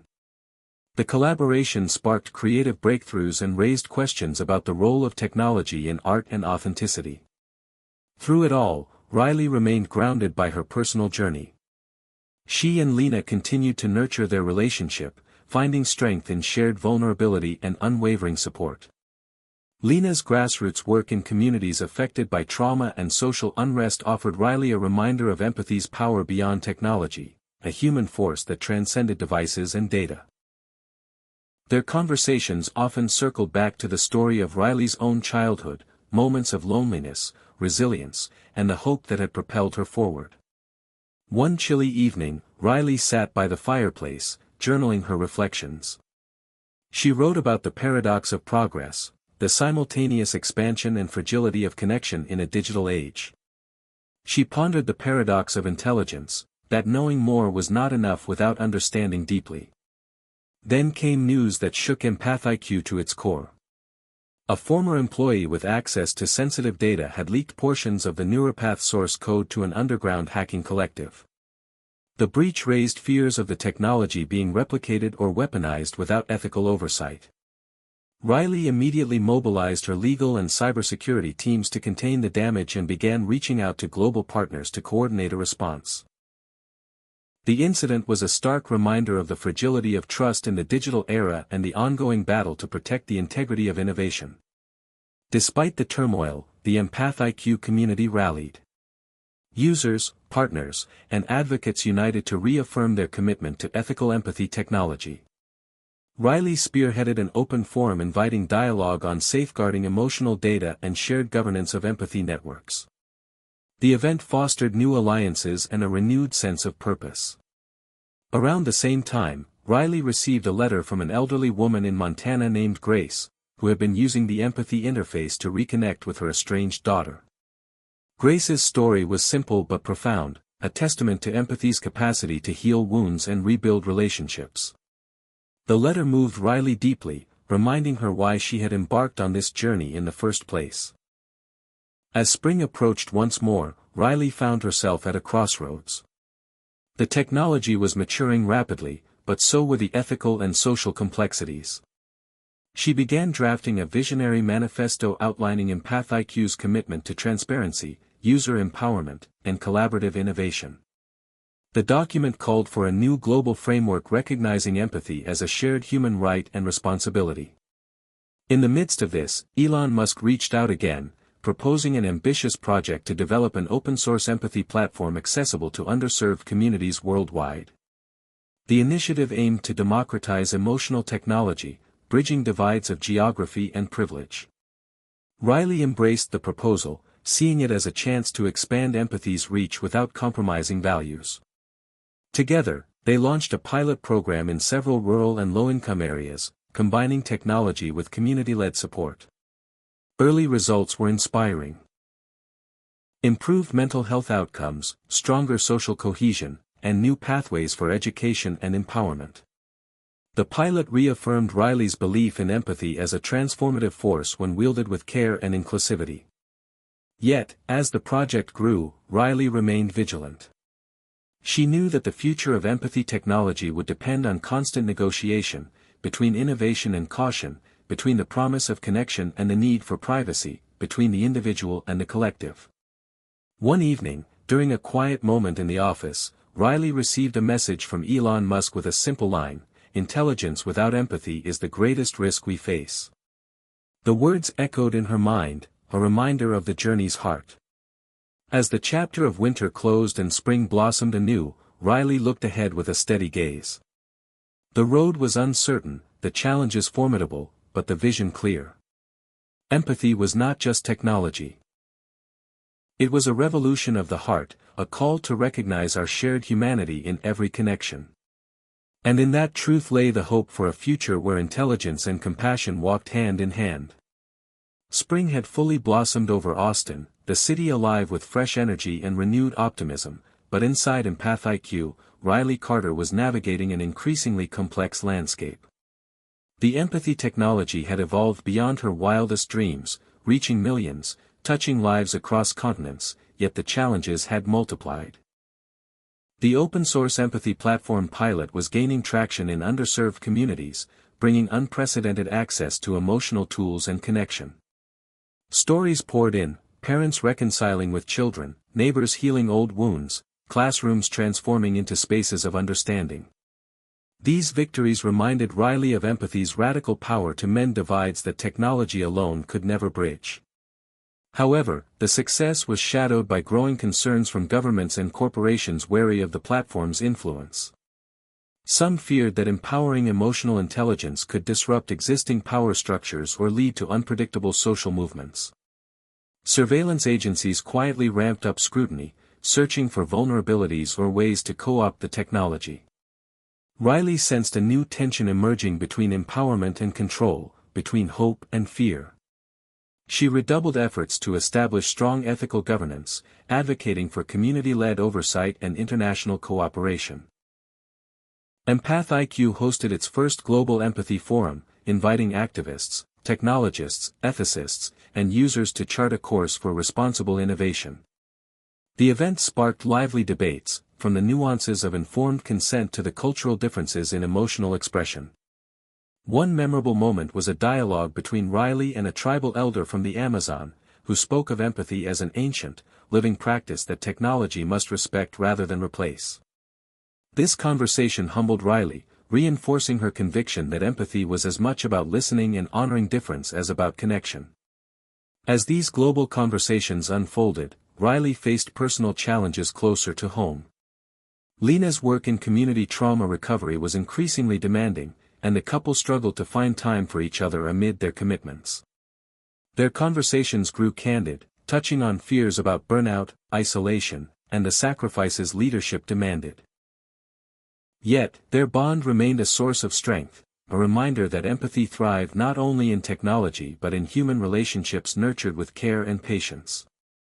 Meanwhile, the Mars mission's return date approached, bringing a wave of anticipation and reflection. The astronauts had endured months in isolation, with the neuropath interface playing a crucial role in maintaining morale and cohesion. Initial reports suggested that the empathy technology helped reduce conflicts and anxiety, fostering deeper understanding among the crew. As Riley prepared to welcome them home, she contemplated the broader implications of emotional technology in extreme environments, from space to isolated communities on Earth. The successful mission highlighted empathy's potential to sustain resilience in adversity, but also its limits. No technology could replace the fundamental human need for genuine presence and support. Unexpectedly, a major setback struck Empath IQ when a data leak exposed private user interactions, triggering outrage and distrust. The breach was traced to a sophisticated cyber attack exploiting a vulnerability in third-party cloud storage.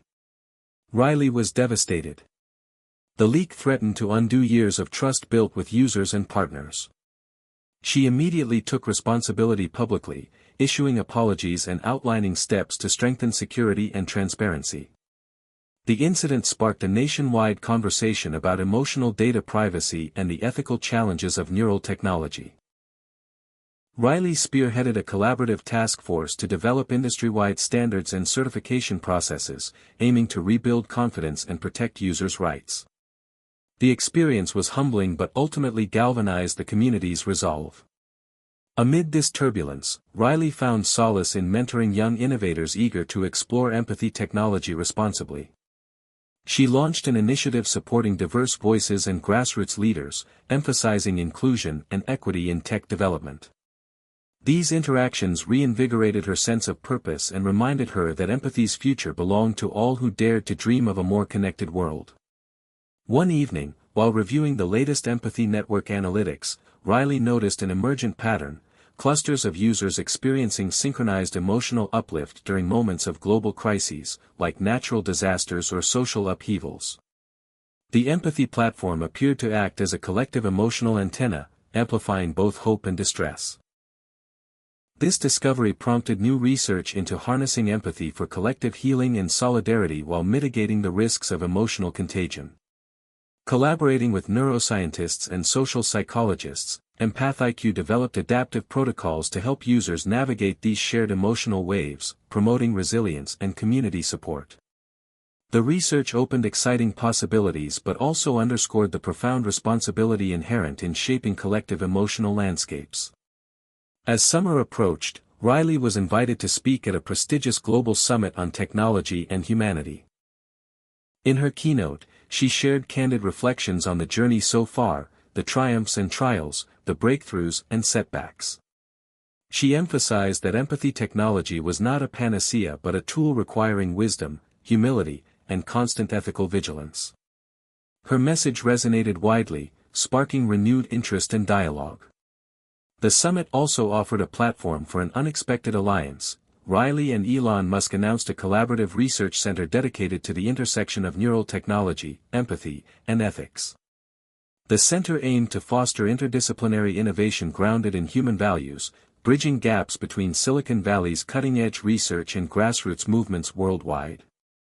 This partnership symbolized a new chapter of convergence, learning, and shared responsibility. Back in Austin, Riley balanced the exhilaration of innovation with the necessity of reflection. She and Lena took a retreat to the Texas Hill Country, seeking quiet space to recharge and reconnect. Surrounded by wildflowers and open skies, they shared hopes and fears, dreams and doubts. The retreat reminded Riley that empathy began with oneself, self-awareness, self-compassion, and the courage to be vulnerable. Returning to work, Riley felt renewed clarity. She launched a new initiative within EmpathIQ focused on empathic leadership, training executives and community leaders to cultivate emotional intelligence, ethical decision-making, and inclusive cultures. The program blended technology, psychology, and lived experience, emphasizing empathy as a skill essential for navigating today's complex world. The initiative quickly gained traction, attracting participants from diverse sectors and geographies. As the chapter closed, Riley reflected on how far the journey had come, from a personal quest sparked by childhood loneliness to a global movement reshaping the future of connection. She understood that the path ahead would remain uncertain and challenging, but she was confident that with empathy as a compass, humanity could navigate the complexities of an evolving world. Intelligence alone was no longer enough. The true measure of progress lay in the capacity to feel, understand, and act with compassion. And with that conviction, Riley prepared for whatever came next, ready to lead with heart and mind united. The late summer sun filtered through the glass walls of EmpathIQ's new research center, casting patterns of light across the bustling workspace where Riley Carter found herself at the crossroads of innovation and introspection. The center, born from her collaboration with Elon Musk, was a symbol of both ambition and responsibility, a space dedicated not just to advancing neural technology, but to embedding ethics, empathy, and humanity into every line of code and circuit. As Riley settled into her office overlooking the Austin skyline, she was acutely aware of the delicate balance they were trying to maintain. The promise of empathy technology was immense, yet so was the potential for misuse or unintended consequences. The team was immersed in developing the next generation of neuropath interfaces, designed to be more adaptive, intuitive, and personalized than ever before. These upgrades aimed to deepen emotional insight while preserving users' autonomy and privacy. But with greater complexity came new challenges: how to ensure transparency, consent, and equitable access across diverse populations. One afternoon, during a team brainstorming session, a young engineer named Marcus presented a breakthrough algorithm capable of detecting emotional dissonance, moments when a user's internal feelings conflicted with external expressions. This capability could revolutionize mental health monitoring, offering early intervention for conditions like depression or anxiety. The room buzzed with excitement and cautious optimism. Riley saw the potential to transform lives, yet also felt the weight of the ethical questions it raised. How to guard against misuse? How to prevent the technology from becoming a tool of surveillance or control? These questions fueled intense discussions, shaping the center's evolving code of ethics and design principles. Meanwhile, Riley maintained close ties with the Mars mission team. The astronauts had safely returned months earlier, their experiences providing invaluable data and inspiring narratives about the human spirit's resilience. Riley worked with the astronauts to create a documentary exploring the emotional dimensions of space travel, highlighting how empathy technology helps sustain psychological health far from Earth. The project garnered widespread attention, opening new conversations about the intersection of technology, exploration, and emotion. Beyond the lab, Riley's life was enriched by deepening connections with Lena and their shared community work. Together, they launched an outreach program integrating empathy technology with grassroots healing practices, aiming to empower marginalized groups facing trauma and systemic injustice. The initiative emphasized co-creation, cultural respect, and the power of storytelling to foster empathy across divides. These efforts reminded Riley that technology was only one part of the equation, the human heart remained central. Yet, the expanding scope of Empath IQ brought unexpected pressures. Corporate interests sought to commercialize empathy tools for profit, sometimes at odds with the center's ethical commitments. Riley faced difficult negotiations balancing innovation with integrity, always advocating for user rights and social good. She found herself navigating the tensions between visionary ideals and practical realities, leadership demands, and personal limits. One pivotal moment came when a major tech conglomerate proposed integrating Empath IQ's algorithms into a popular social media platform. The potential reach was staggering, but so were the risks of emotional manipulation and privacy erosion. Riley and her team conducted a rigorous impact assessment, ultimately deciding to decline the partnership, prioritizing ethical considerations over expansion. The decision was met with both praise and criticism, underscoring the complexities of leading at the forefront of disruptive technology. Throughout this period, Riley grappled with her own evolving sense of identity and purpose. The childhood insecurities and fears that once haunted her had transformed into sources of empathy and strength. Yet she remained vigilant against complacency, recognizing that growth was a continuous process requiring humility and reflection. She incorporated regular mindfulness and self-compassion practices into her routine, modeling the emotional intelligence she championed. At a national conference on neural ethics, Riley delivered a compelling keynote advocating for a global empathy charter, an international framework establishing rights and protections for emotional data and neural technology users.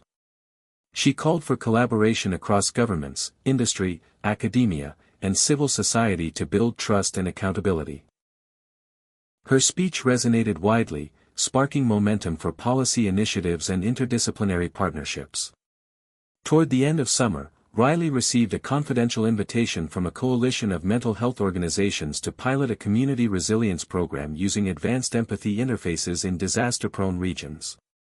The initiative aimed to provide real-time emotional support and coordination during crises, helping communities navigate trauma and recovery. Inspired by the project's potential, Riley mobilized Empath IQ's resources to collaborate closely with local leaders and health professionals. Early results were promising. Participants reported increased feelings of connection, safety, and hope amid adversity.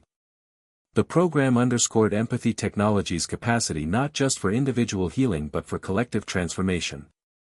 As the sun set on Austin, Riley found herself reflecting on the journey from a young woman tested by loneliness and doubt to a leader shaping a new paradigm of connection. The path had been fraught with challenges, failures, and hard-won victories. Yet through it all, the central lesson remained clear: intelligence without empathy was incomplete. The true frontier was the heart, its capacity to understand, to forgive, to bridge divides. And it was here, at this intersection of mind and feeling, technology and humanity, that Riley Carter saw the future unfolding. The work was far from finished. New questions awaited, new challenges beckoned. But with each step, Riley moved forward. Not alone, but connected, inspired, and ready to lead with courage and compassion into the unknown. Hit subscribe and leave a comment with where you're watching from. This story might just spark a new beginning. What's one thing that always pushes you forward, even when things get tough?